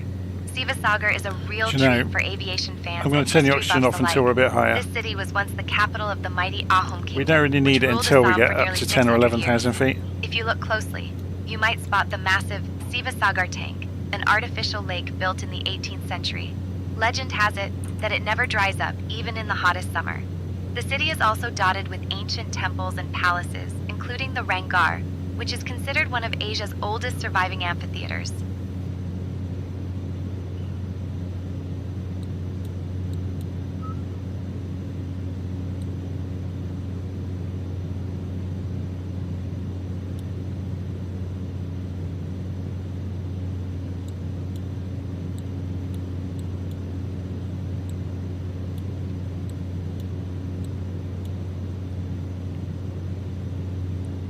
So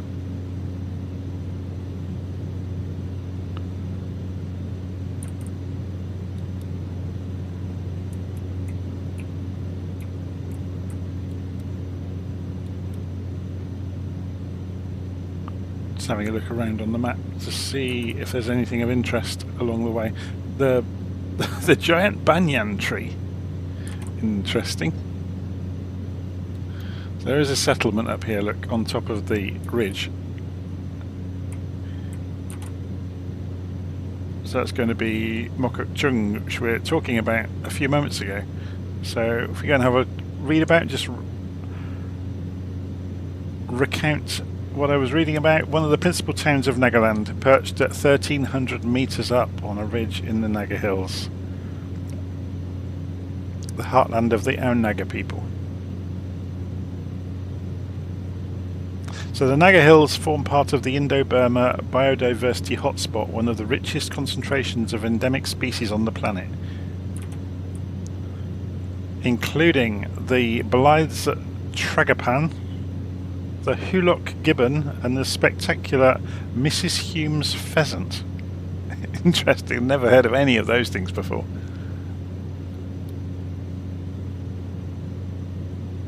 So this is Mokok Chung on the ridge up here.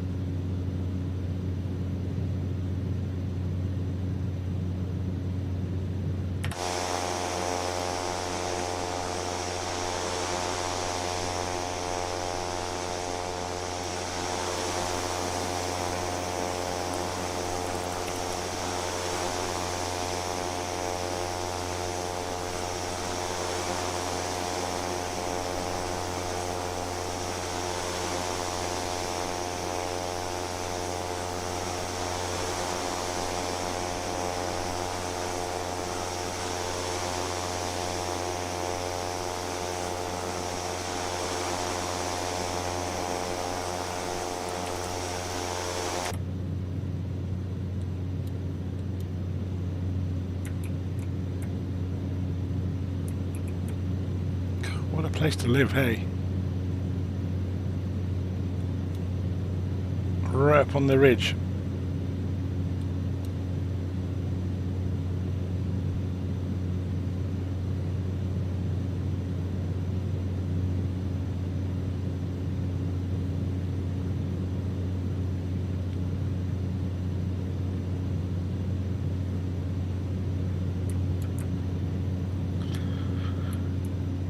So we are crossing away from here. Now we're heading off across the ridge, 90-mile stretch out to Tanai, Kachin State, Myanmar. so we'll be crossing over into Myanmar airspace fairly soon.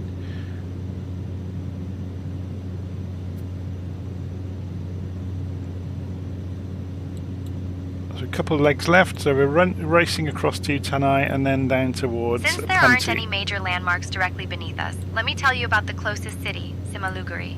Simaluguri is a small but important railway town in Assam, serving as a key junction for trains heading deeper into the northeast. The town grew up around the railway station, which was established during British colonial times to help move tea and timber out of Assam. From above, you might spot the network of tracks and the patchwork of tea gardens that stretch out in every direction. The area is also known for its lush greenery and winding rivers, making it a surprisingly scenic spot for train enthusiasts and nature lovers alike. I'm just looking for it. I can't see it anywhere. I'm looking for a network of railway lines coming in.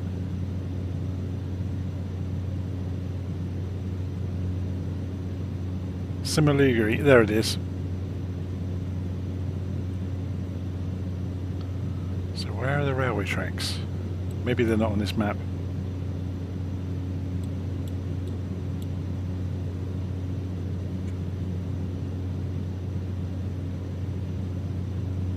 Okay, so will we be high enough to clear the ridges? I think we just about are.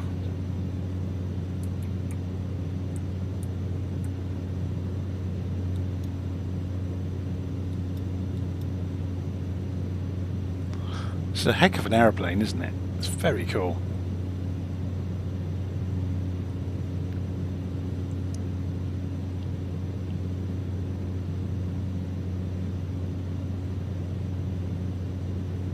So just out of interest, I'm looking at the overlap there of the glare shield. So if I go turn head tracking on, and we go and squeeze up against, okay, yeah, you can see the shape of the cockpit, of the panel.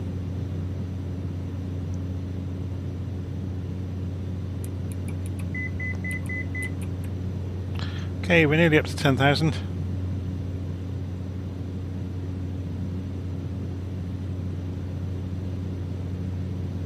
There's houses there. Can you imagine getting there? It'd be a nightmare.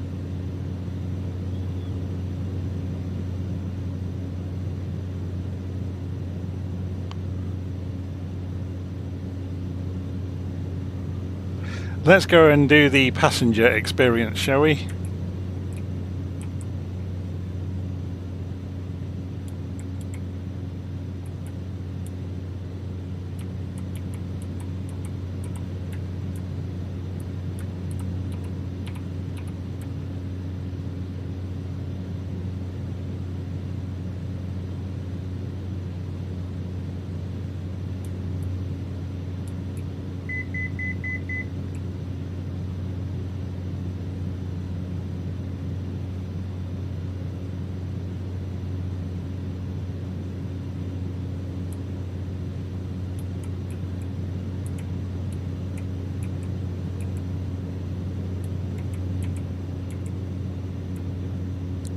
Okay, we're just coming up to 10,000 feet. Should we go and put the oxygen on there, just in case? Oh, we need to keep it on the fuel. They're about equal now. Okay, let's go and... Oh, wrong one. That was a mistake. I've got some work to do now.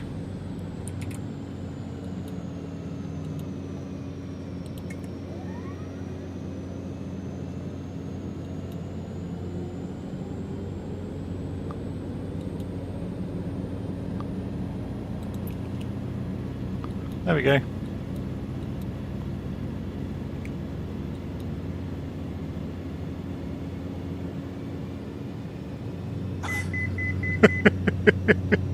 Apologies for making all the passengers have a heart attack. I didn't mean to shut the engine down.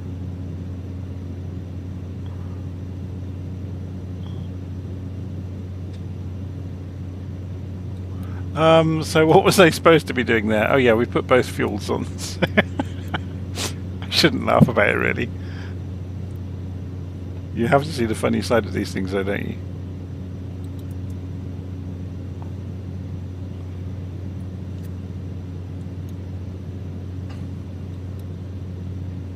How much speed did we lose then? Quite a lot.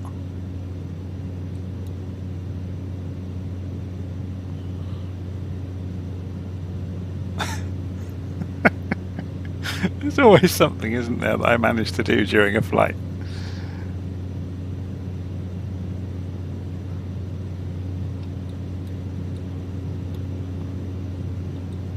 If it was all completely uneventful, it would be boring. Since there aren't any specific landmarks right beneath us, let me tell you about the closest city, Simaluguri.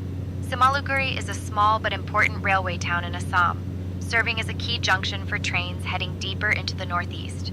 The town grew up around the railway station, which was established during British colonial times to help move tea and timber out of Assam. From above, you might spot the network of tracks and the patchwork of tea gardens that stretch out in every direction. Twinkle, twinkle, area fun is also zone. known What for does its lush that mean? greenery and winding rivers, making it a surprisingly scenic spot for train enthusiasts and nature lovers alike. Yeah, this is the only problem with the AI. If there's not anything super interesting nearby, it repeats itself. It's a shame. They need to give it some context.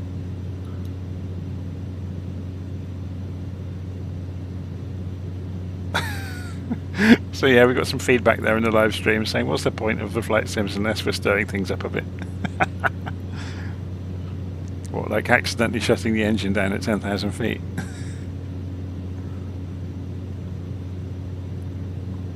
Is that a good warning light or a bad warning light? I was going to go and put the oxygen on, wasn't I? Did I do it? Yes, I did. Oh no, I haven't. It's off. He says as he asphyxiates himself and collapses on the floor.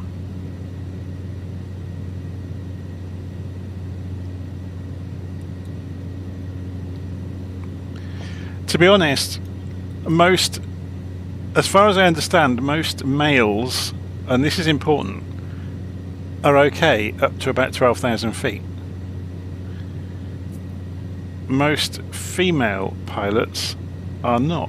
There appears to be a marked difference in the ability of male and female pilots to withstand low oxygen. I was reading about this a while ago. It's a heavily researched subject, obviously, and there is a huge difference in physiology between men and women. Not everybody, though, because obviously you always get outliers. Just as you do with G-force as well. That some people can deal with it, some people can't. But yeah, it's worth going and have a read about that.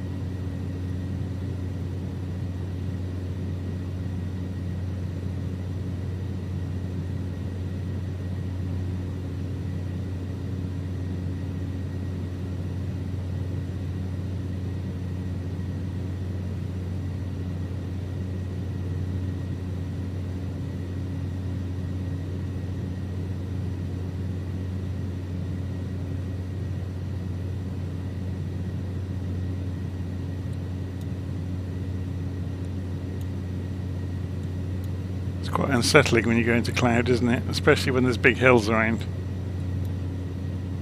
And we've got this in terrain mode, so we can see there's nothing at the same altitude as us for miles.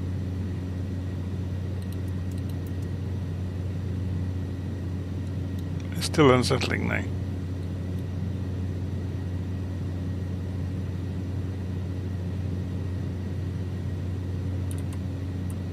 Okay, so we're about halfway towards Tanai. Let's go and read about Tanai for you then, from the notes. So Tanai, Kachin State, Myanmar. Tanai lands in the Hukang Valley, one of the most remote and historically significant valleys in mainland Southeast Asia. This vast, flat-bottomed valley, surrounded by jungle-clad mountains, was the route... I'll leave this on the screen while we're doing this.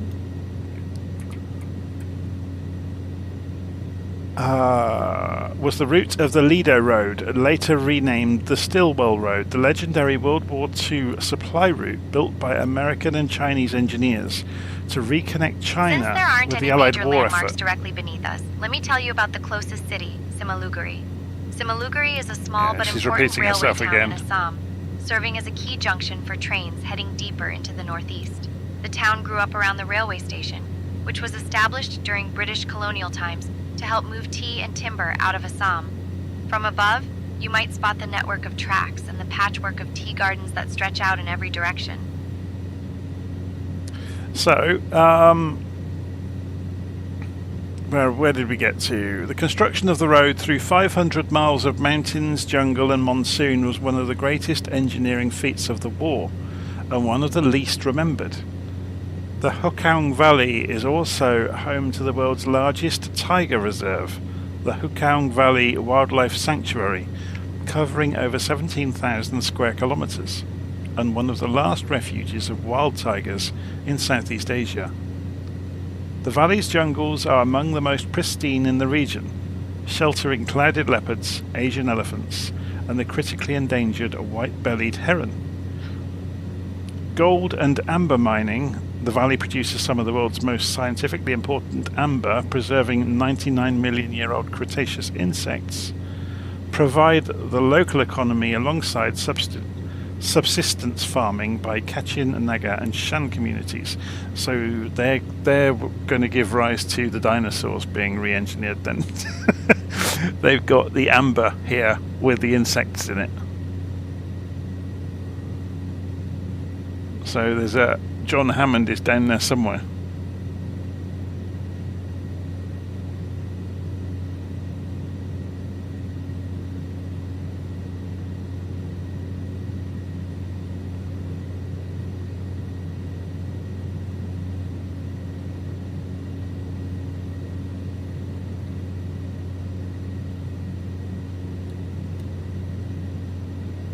It's pretty high up here, isn't it? So we're almost out of the main ridges, and then we can descend back down to 5,000 feet again. We could start descending down now, to be honest. It's just that ridge over here looked to clear.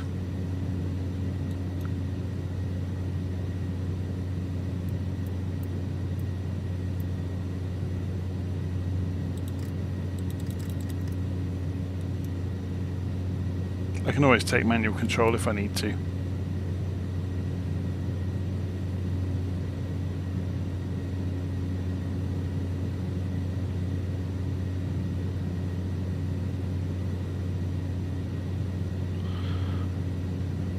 Okay, so once we get to Tanai, we've got another 75-mile trip across the...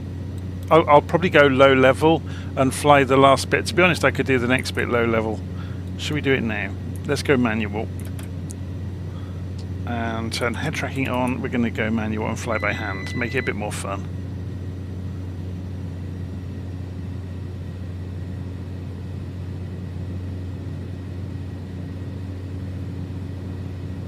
So we're descending into the clouds and the hillsides. We'll pick our way through the valleys.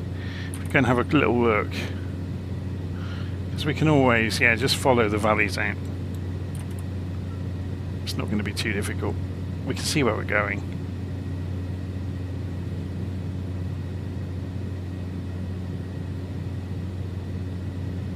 Fly the rest of the route at low level on purpose, just for a bit of fun.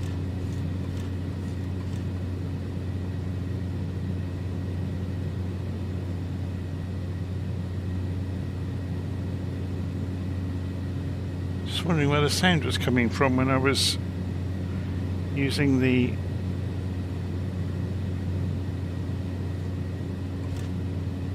Oh, it's this. The aileron trim.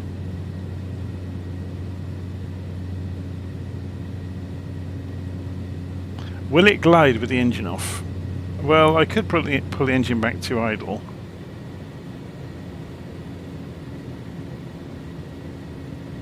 We would have to feather the propellers, wouldn't we?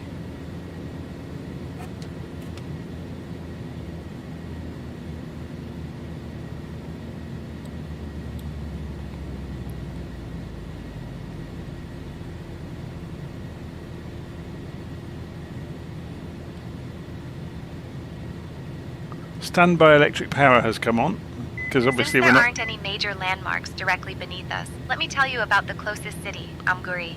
Amguri is a small town in Assam that's surrounded by lush tea gardens. Assam tea is famous all over the world, and this region is one of its heartlands. The British established the first tea estates here in the 19th century, and you can still see the neat rows of tea bushes from above, looking almost like a giant green quilt. The town itself has a railway station that dates back to the colonial era, making it a key stop for trains heading deeper into Assam.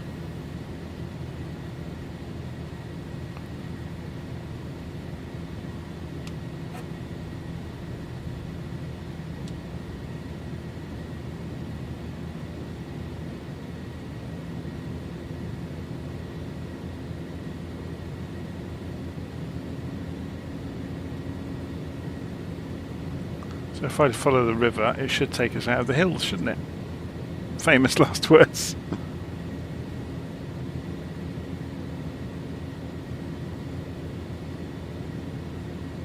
Just keeping an eye on our airspeed, we're going quite quickly.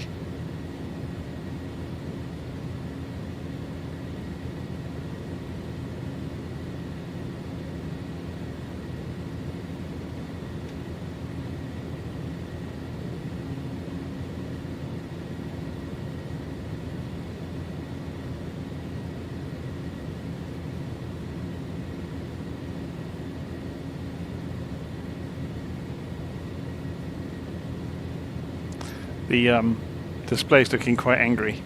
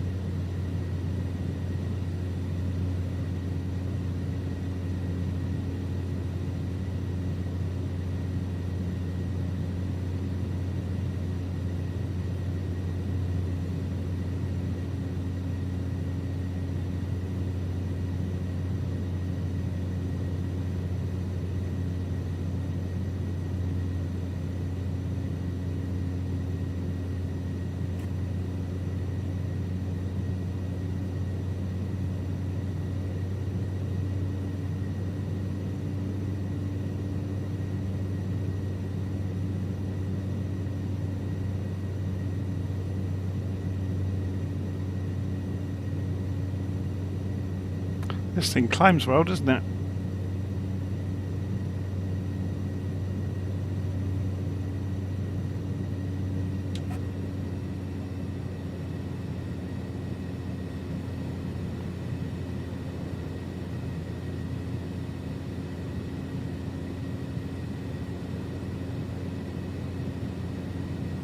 So we certainly don't need the oxygen on anymore.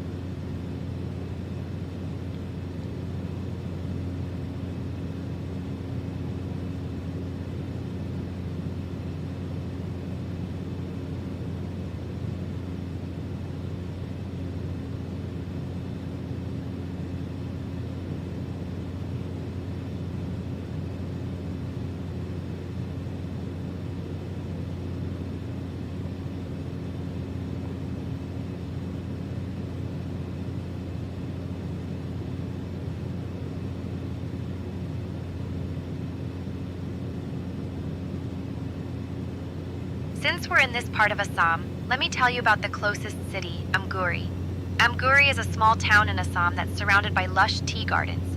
Assam tea is famous all over the world, and this region is one of its heartlands.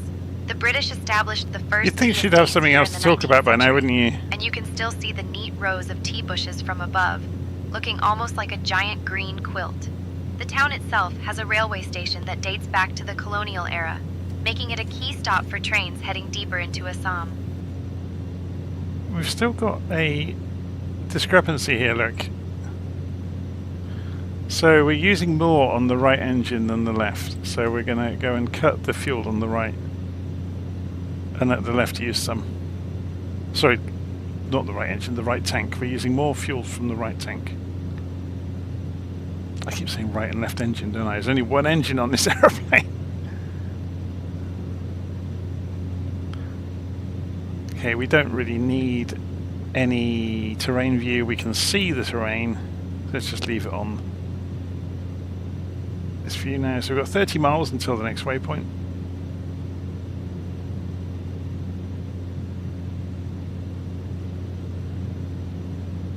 And again, it's going to be lush jungle most of the way by the look of it.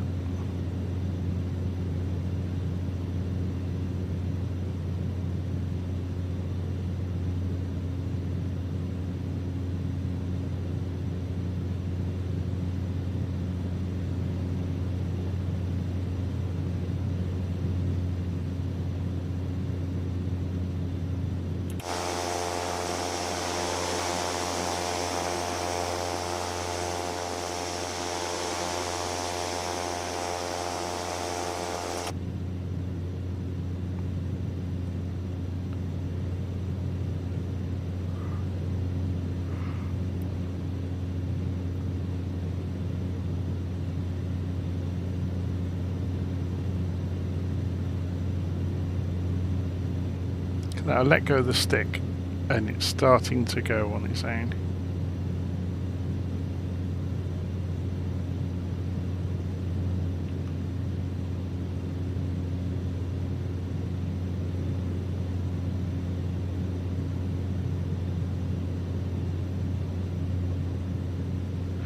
Okay, let's get the autopilot back on. I'm going to turn the head tracking off to do this.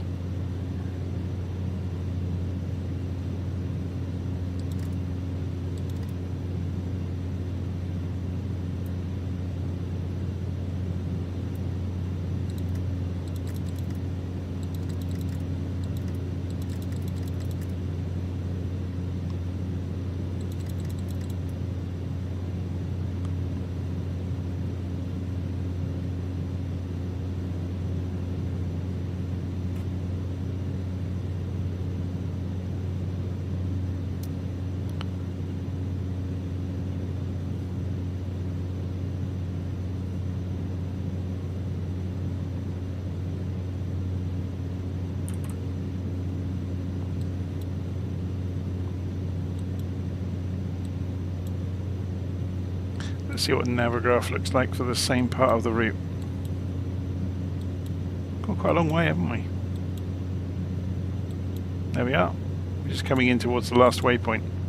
This would be Tanai that we're just approaching. And then after Tanai we turn southeast heading for Pamti or Kachin State, Myanmar. So Patmi is just west of Myetkina city on the Irrawaddy River. So we go and look a bit further down now. We'll see it down here. Look, there's the airfield. And there's Myetkina.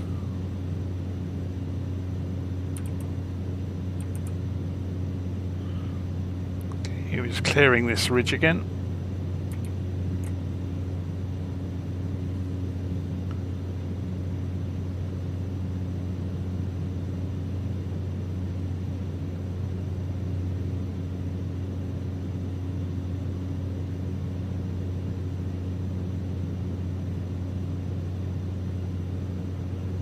Okay, how are we doing for altitude? 4,000. I've dialed in 5,000 for the climb out, just to keep 1,000 clear of the hills. the usual rule of thumb, isn't it? We're getting a bit slow, so I'm going to go and bring down the... Since there aren't any major landmarks directly beneath us, let me tell you about the closest city, Amguri. Amguri is a small town in Assam that's surrounded by lush tea gardens. Assam tea is famous all over the world, and this region is one of its heartlands.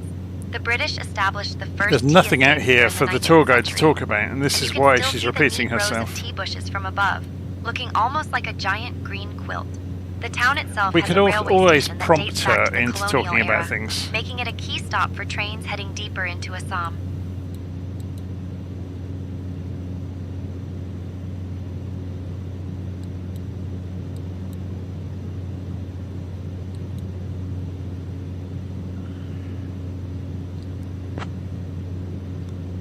Hi Sarah, can you tell us about Kanti airfield that's just to the south of us?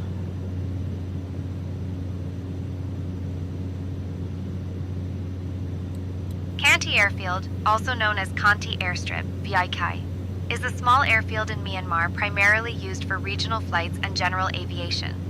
It's not a major commercial hub, but it serves as an important link for local communities and occasional charter operations. The airfield's basic facilities reflect its role as a connector for remote areas rather than a bustling airport. Aviation enthusiasts might appreciate its role in supporting access to the more rural parts of Myanmar. Interesting.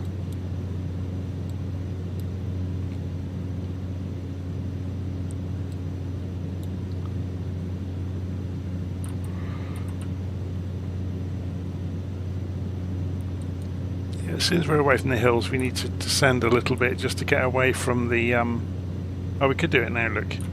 So as long as we're on the GPS track, which we're not,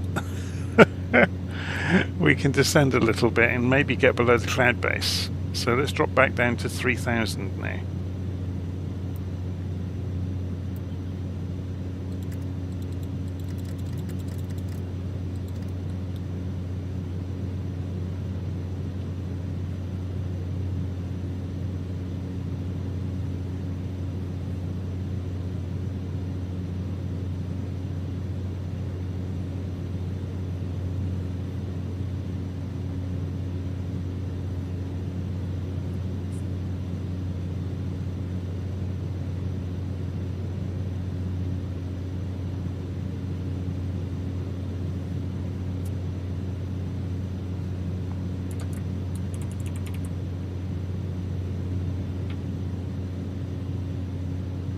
Certainly do pick the flights for the live weather, don't I? My word. It's worth pointing out that at the time that I'm flying this, it would have been dark on this route. So I've rewound the time in 2024, which is really cool because it gives you the live weather earlier in the day.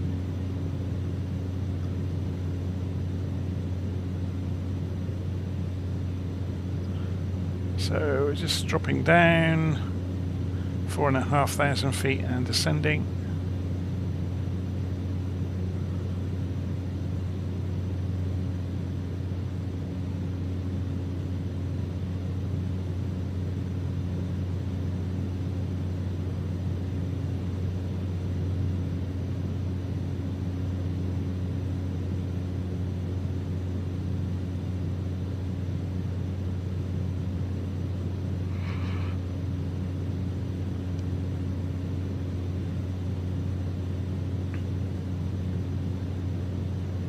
Five minutes until we get to the final waypoint, and then we turn for Pamti in Kachin State.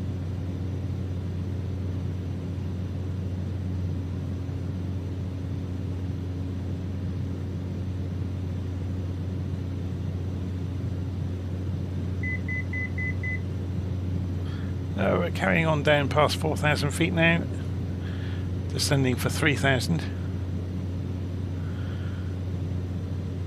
We're not going to get below the cloud. It's all over the place, isn't it, really? It's all sorts of different altitudes.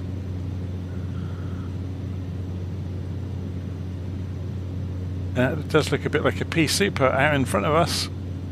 That's going to be a real problem. We may end up doing an instrument approach at this rate. Should we have a look at the weather on Navigraph? That will be able to tell us, won't it? So if we pull up weather and low altitude,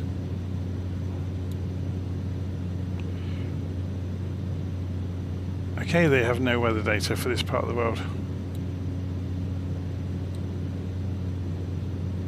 Well, maybe they do, but not at low level. Interesting.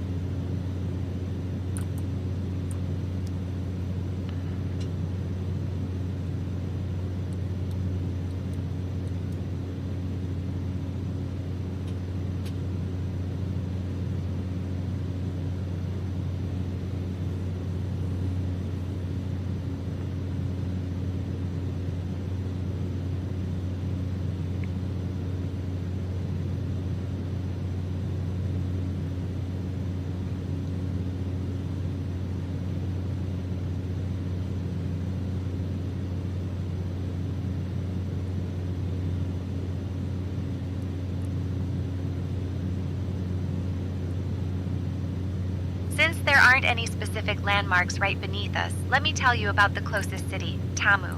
Tamu is a small but significant border town in Myanmar, right next to India.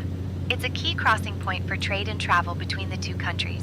The town is surrounded by lush hills and is known for its lively markets where you can find everything from fresh produce to colorful textiles. During World War II, this area saw a lot of action as Allied forces moved through the region.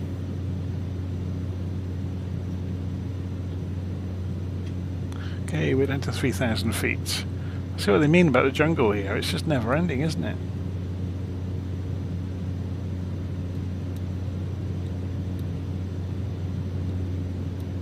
This weather modelling is incredible, isn't it?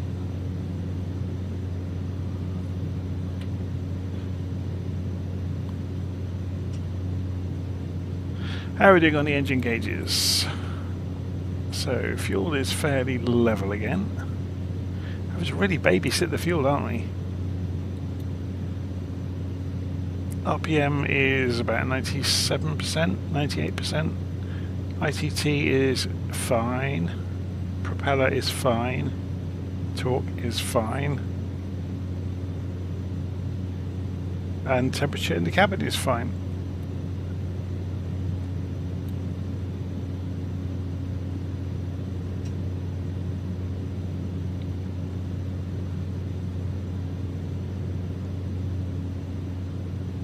Okay, we're about to do a right turn, Clyde, and head off that way.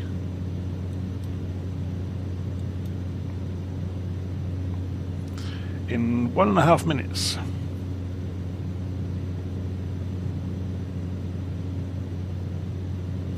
So, we've got a question that's been asked, I missed in the question about the black square HSI. When flying GPS, do I need to manually adjust the cursor at every waypoint? No. It's just for your own orientation purposes. When you're in GPS mode, this really doesn't mean much.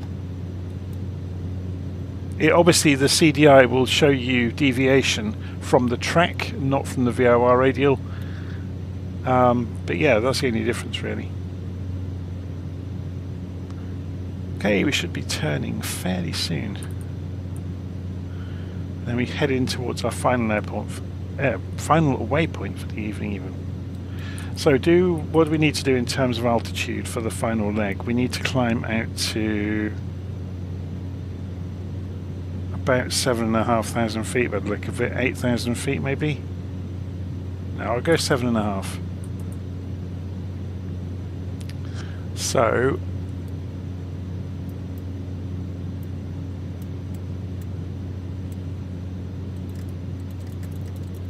we'll just do it gradually. Okay, we're going to turn in a few seconds. 3, 2, 1. Turn. It's not in a hurry, is it? Are we in heading mode? Oh, we are.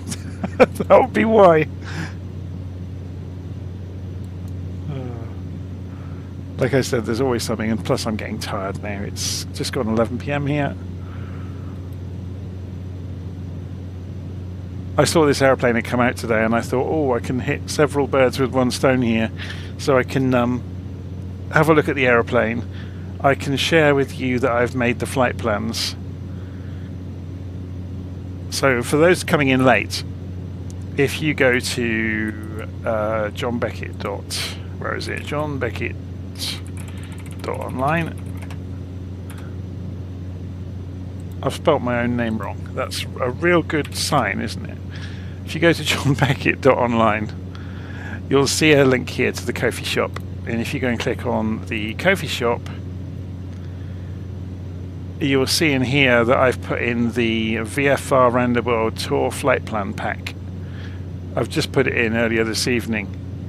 Something else I've been up to recently, which you may or may not be aware of, depending on if you're subscribed to emails from me, I've been making all of the performance files for LittleNavMap for the 2024 stock aeroplanes, the 2020 and 2024 third-party aeroplanes.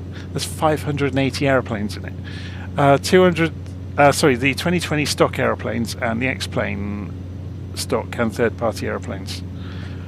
So what does that actually mean? When you're in LittleNavMap and it can do all of these calculations, you know, on leg time and stuff, how does it do it? It bases it on a performance file. And you can make your own performance files. Points of interest directly beneath us. Let me tell you about the closest. We'll just wait for this. Myitkyina. Myitkyina is the capital of Kachin State in northern Myanmar and has been an important hub for centuries, thanks to its strategic location along the Irrawaddy River. During World War II, Myitkyina was a major objective for Allied forces because it was the northern terminus of the famous Lado Road, which supplied Chinese forces fighting the Japanese. The city is also a gateway to the remote and mountainous regions of northern Myanmar, making it a key stop for adventurers and explorers. Okay, so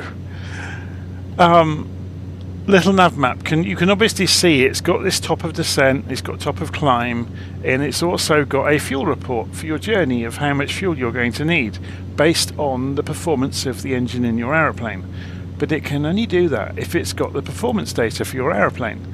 Now you can get it to do it yourself by recording the whole time you're flying. LittleNavMap's actually watching your aeroplane. So before a flight, if you restart aeroplane collection and at the end you stop it, it will have all the data on how you climb, how you descend, and so on to calculate burn rate of fuel. And also it knows about highest altitude you can climb to and all the rest of it.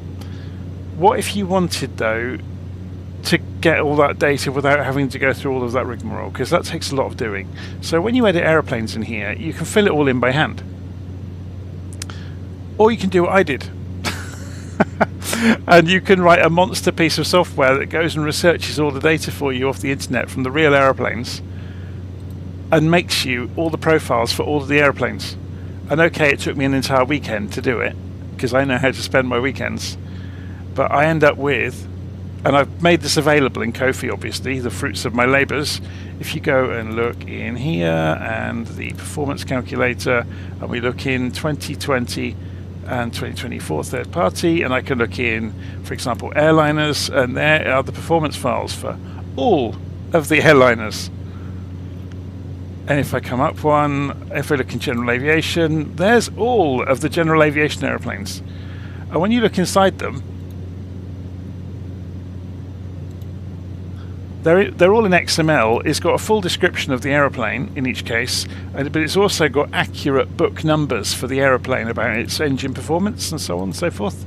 So when you load that in here, you can just open the performance file and you point at the one you want for the aeroplane you want. So I've gone for the Cessna C208B, for example, today, and it gives you the absolute accurate fuel calculations for your route, and obviously climb and descent rates, so you'll get your top of climb, top of descent if you're doing an instrument flight in the right places. So yeah, so I've gone and compiled these packs of these for the various sets of aeroplanes. I've split them into third party and stock on purpose because a lot of people would never go any further than the stock aeroplanes. But yeah, so legs 1 to 20 of the VFR Round the World flight is now available to download, so you can all recount my adventures, and the procedure to start up the 208 Grand Caravan.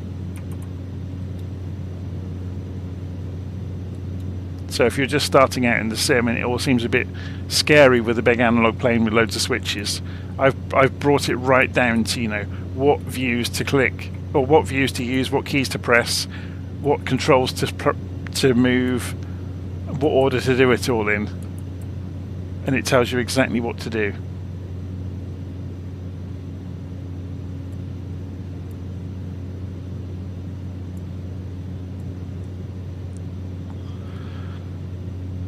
We're still climbing. We were going out to 7,500 feet, weren't we? To cross this ridge that's just coming up.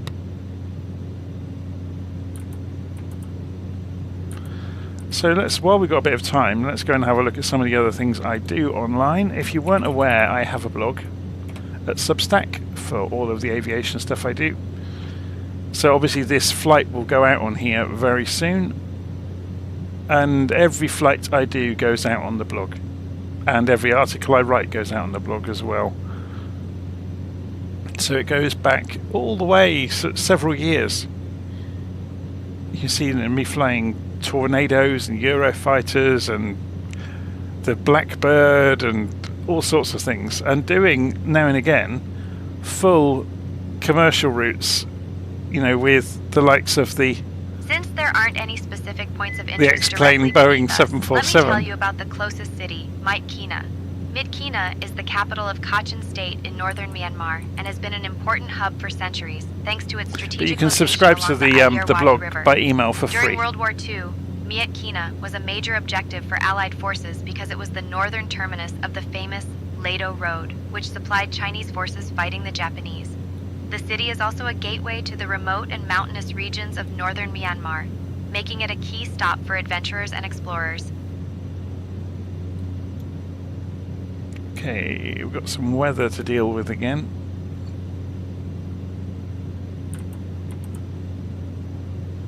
So we've got a few more minutes. So yeah, as I was saying, the blog is free to subscribe to. At the top right you'll see a subscribe button. All of the procedures and guides are listed in here. I haven't listed the C208 yet. I haven't got around to it.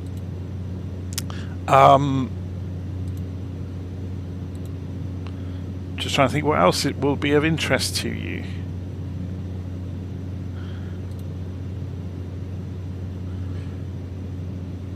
Obviously the YouTube channel. Another group that I helped found is Virtual Flight Online, which you may have heard of. They do group flights, and there's a virtual airline there as well. So I'm the man with the spanners behind the scenes. I also built Transmitter.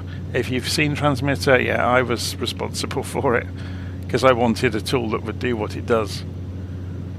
The airline's a bit of a beast, to be honest. If you go and have a look in it, this is obviously the guide to it online. It allows you to fly the big passenger jets and to track using an ACARS client that records your flight performance. So you can do things like, if we go and log in, and it hopefully remembers who I am, and I can go and look at my last few pilot reports. I haven't done one for a while actually. There's one I did when I was flying with MyAir. So you can see the track that you flew, and you also get a full financial breakdown. So I actually made quite a lot of money on that flight. But you get a PIREP report, which is like how you did. So, you know, G-forces experienced and costings, weights, all sorts of things, and like a black box report of everything that you did during the flight. It's quite cool. It also does all sorts of things, like you can go into, I'm going to forget how it works now, aren't I? Tours.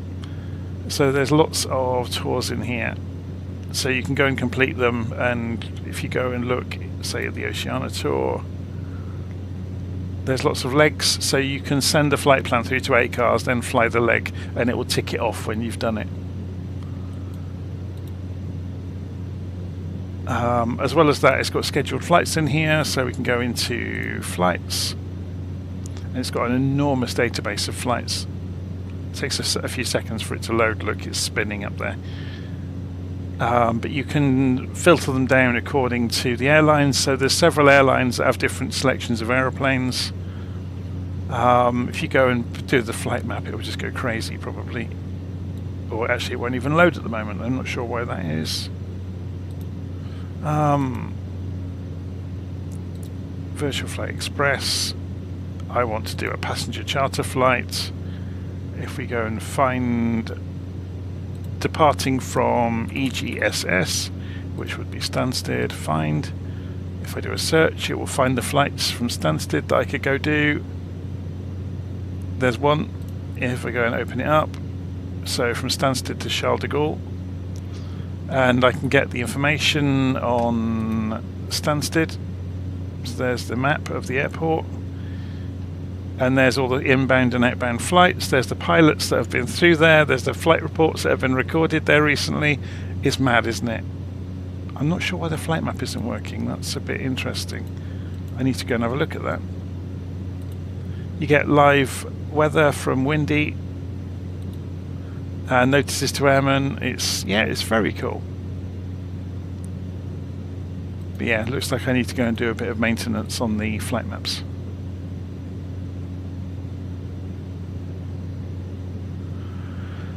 I'm trying to think, what else? Is there anything else you need to know about while we're flying along?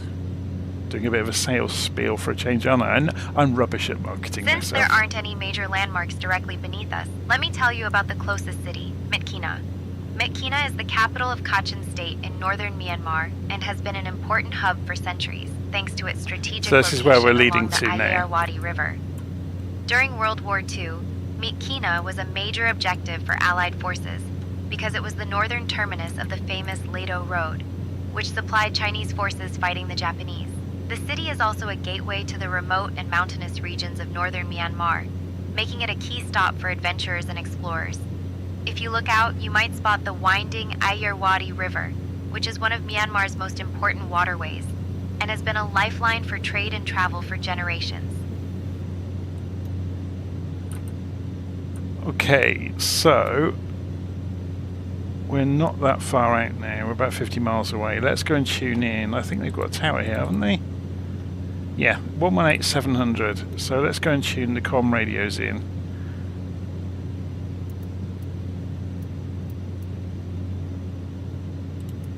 And see what we pick up on the radio. I'm not sure if there's any traffic down there today.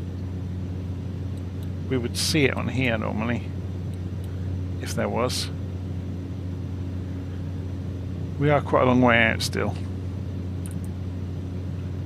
Can we pick up centre? 12675.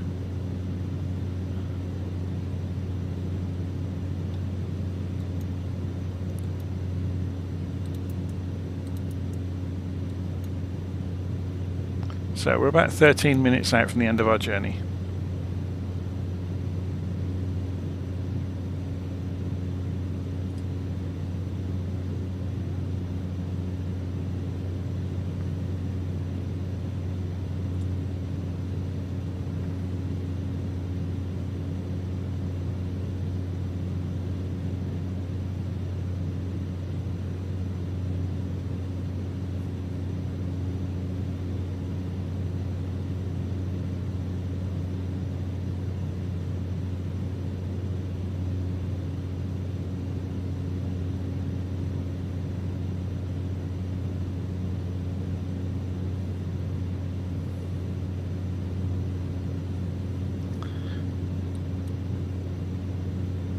The sun's starting to go down, isn't it? If we go and... yeah, look at that. Golden hour, as they call it. The sun's up there. So we've still got quite a lot of time before it gets dark.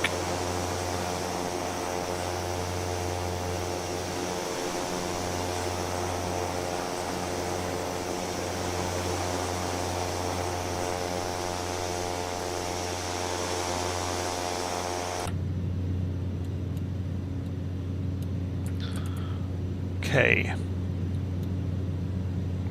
Let's recall ahead. So we are 30 miles out from Pamti. As you know, we probably don't need to call them until we're within a few miles. If we show the sectors, is there anything we need to know about? Uncontrolled Yangon. Class C controlled for Myanmar. Okay, so we need to... What about over here? The route we're coming in on.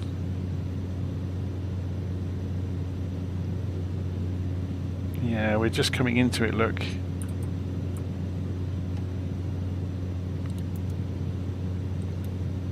So we better give them a shout.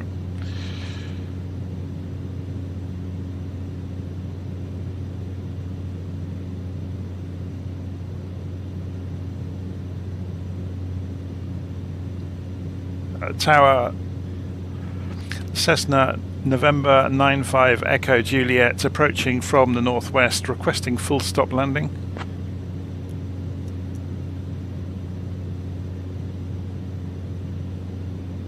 Cessna 5 Echo Juliet, runway 22 left hand. Report downwind. Winds 260 at 19er.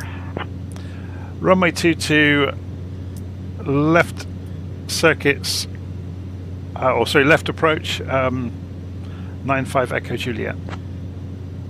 Cessna 5 Echo Juliet, enter right base for runway 22. Oh, enter right base, runway 22. Apologies for that. 95 Echo Juliet.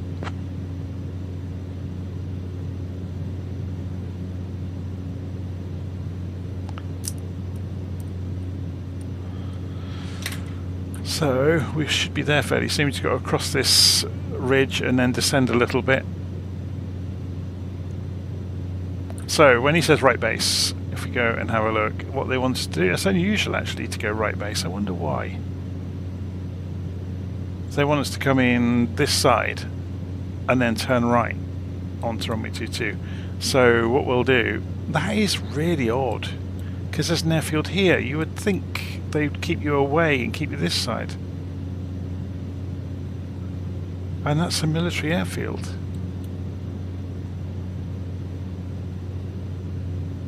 Although right base would mean coming in this side. Yeah, that's fine then.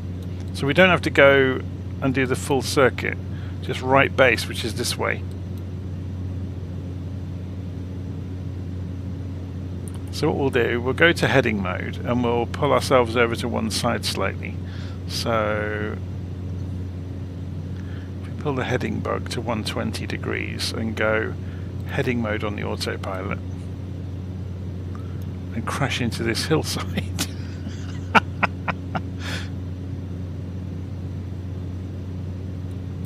Let's see how close. Yeah, we're going to have to go off the autopilot to do this.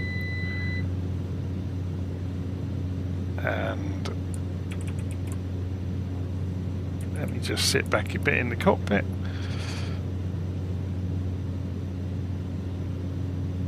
Trust me to go and turn directly into the highest peak on the hill.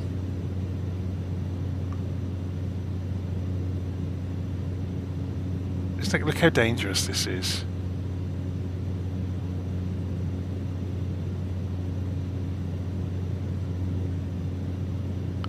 I'll just take a manual control so I can fly the aeroplane if I need to. Take evasive action.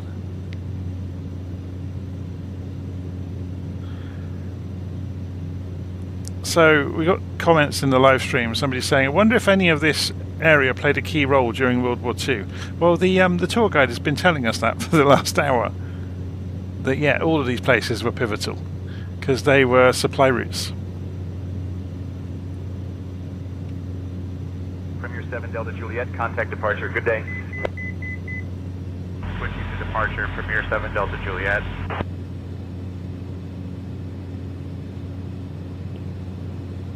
Okay, we're going to start descending. And we want to turn to 120, don't we? I'm just doing that now.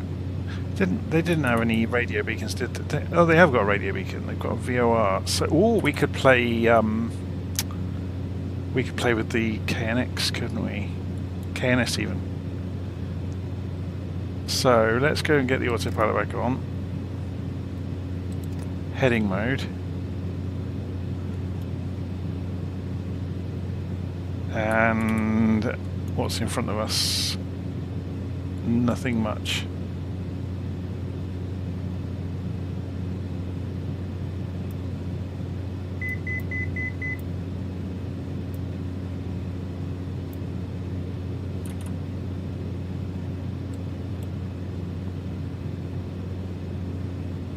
So we can come down to 3,000 feet now.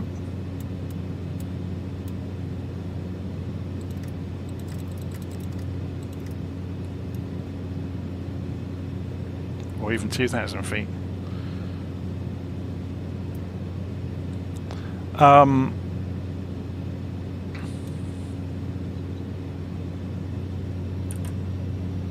So what I'm looking at here is we can, yeah, this is perfect. 11570. I'm going to show you what this does. So this is the KNS 80. So we go 11570. And there we go, look, it's come alive. And we're going to go RNAV. If I can remember how to do it. Okay, AKM, en route or approach. We use approach mode. And we press data. So frequency 11570, radial. From here, we want to go measure distance and go runway 22. So 17 degrees, 0.3 miles. So I have to remember how this works now.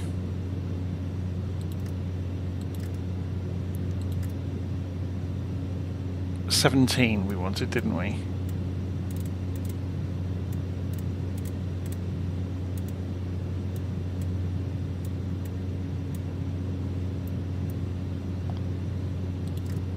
Distance 0.3.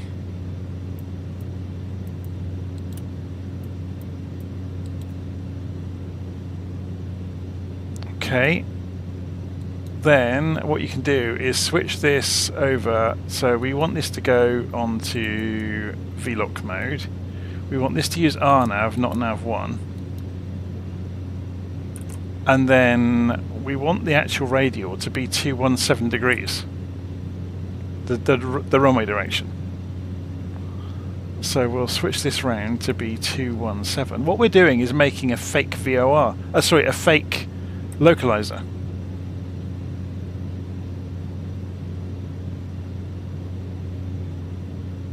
So we are coming in 90 degrees to it at the moment.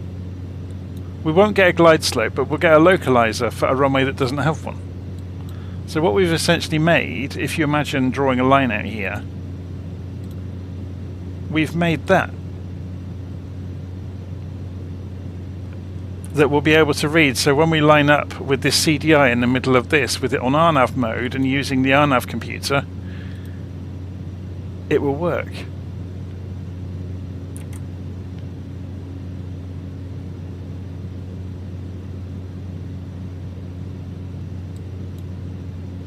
So if we extend that out a bit further so we can see it, so let's remove that, remove the measurement. So if you imagine there's a line probably out here somewhere, measure to there.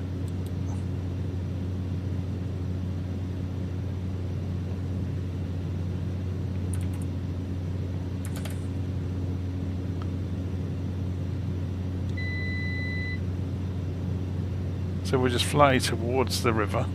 We'll bring the GPS down because we've got GPS. It's a shame not to use it if we've got it.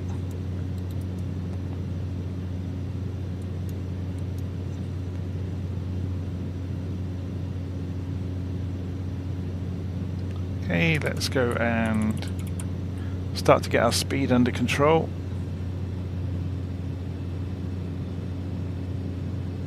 Going to put the landing lights on.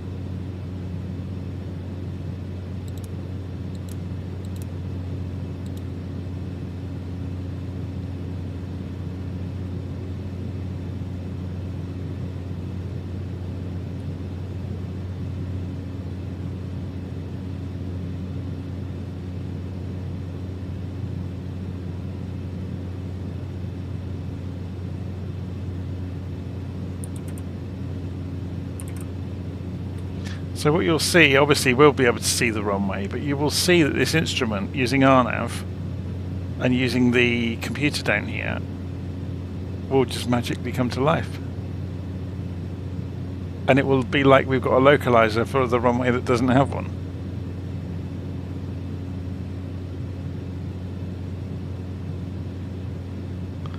Oh, someone's mentioning in the live stream that there's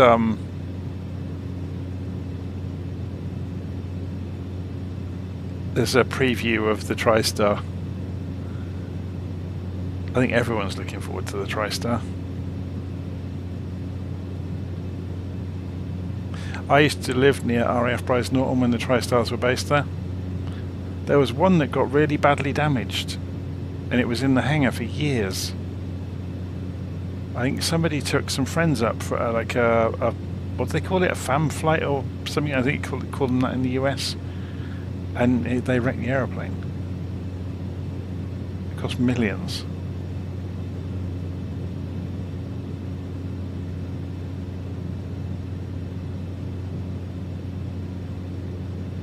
Right, so just keep an eye on that CDI.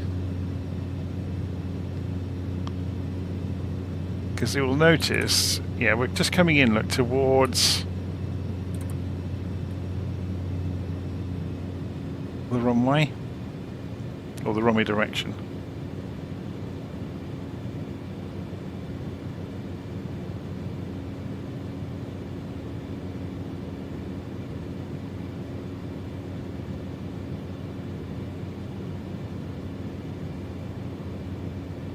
The difference between en route mode and approach mode is it amplifies the center part of the, or it amplifies the CDI position. So in approach mode it will be far more accurate.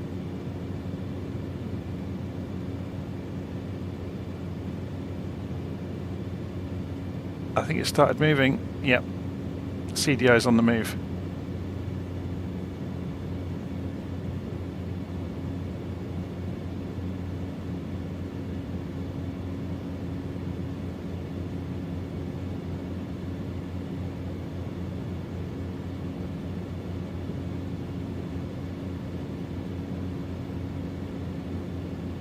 But the interesting thing here is if we put this on... Oh, we can't have RNAV, that's a shame. So the distance measuring equipment won't work. But there it is anyway, look, there's the runway. But it agrees with this. Isn't that cool?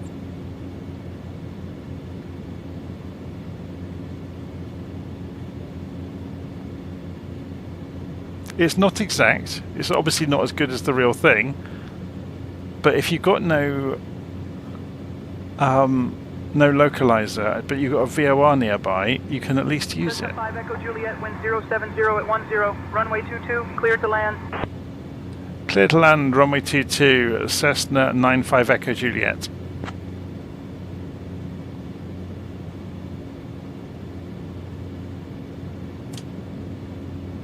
Okay, let's start putting the flaps in to slow us down a bit.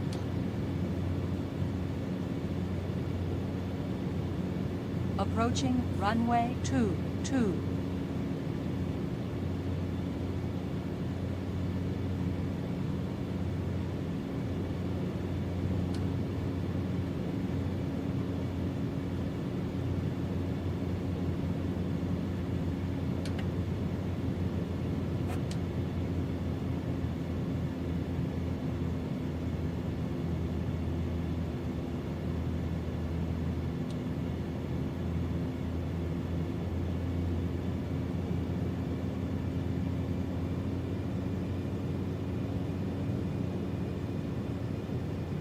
Right, let's drop down onto the glide slope.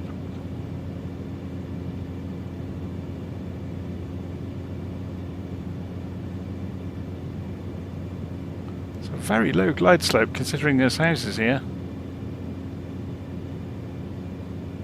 I'm just looking at the VASI lights there. We should get two, there we go, reds and whites, which means you're on target.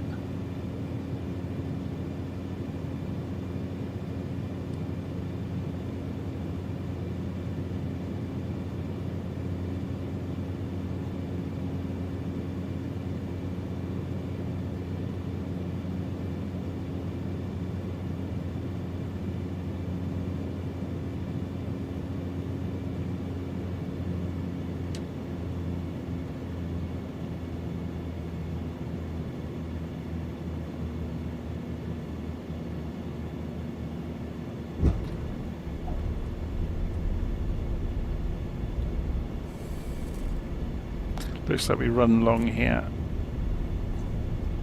Cessna 5 Echo Juliet, welcome to Pamti. Taxi to stand parking 6 at your discretion. Stay with me. Taxiing to parking at our discretion will stay with you, Cessna Echo Juliet.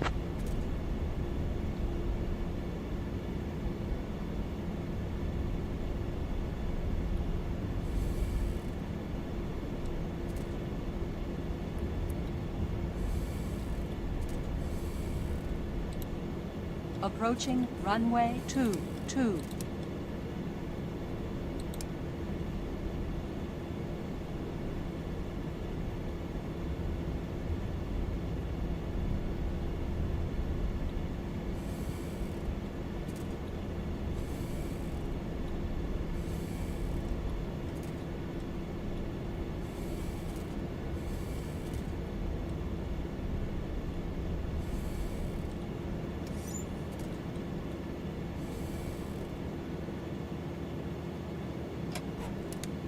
Parking brake is on. Okay, so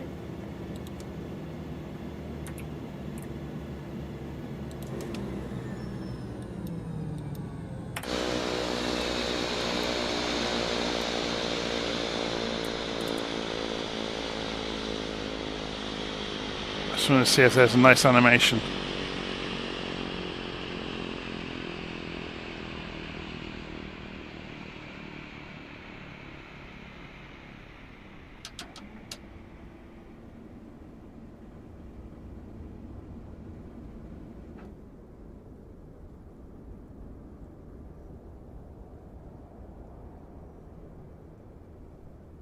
That's pretty good.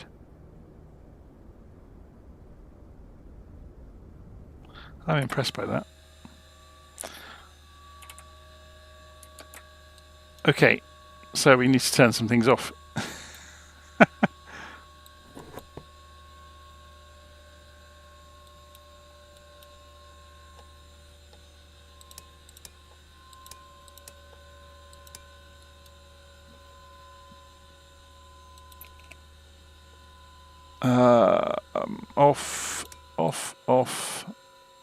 Off, and off. And then overhead, go and shut the fuel valves off.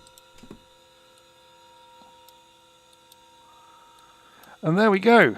So in this variant, we can actually operate the doors, which we can't in the one that comes with Flight Simulator, which is quite poor, but there we go. I'm not sure how much that improves the experience, being able to open doors, but there we go. It's fun that we can, isn't it? Should we go down the back end and open the rear doors as well?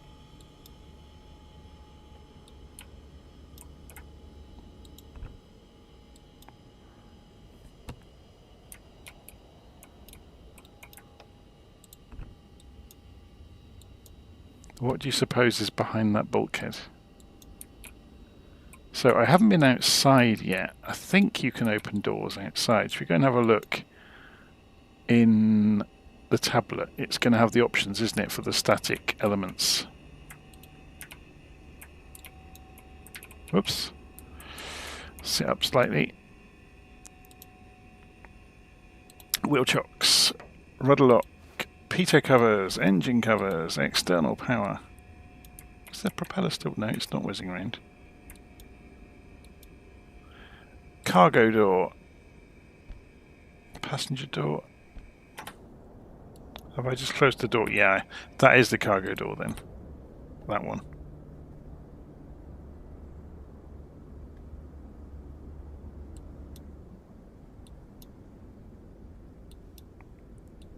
It's very cool, isn't it? Go and refill the oxygen, ready for next time. Should we go and look at the engine and see what we've done to it? 100%, it's fine. We looked after it well. Very cool. Anyway, so there we go, ladies and gentlemen. That was the Cessna 208 from Black Square, the analog 208, their new custom version of it. It's very cool. I like it. It was a favourite when I used to have it in 2020, so now it's appeared in 2024. It's really good fun.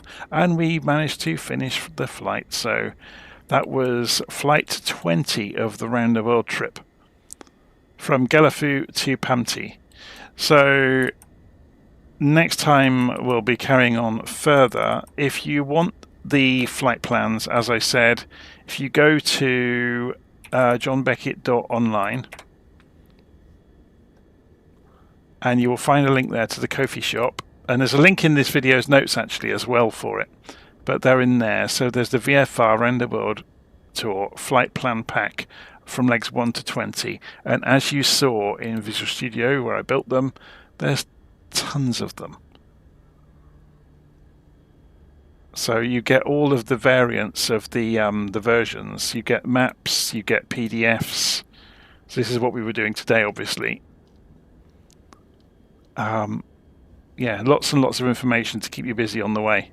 And obviously the LittleNavMap file for it as well, so you can load it straight into LittleNavMap. To make your life easy, basically.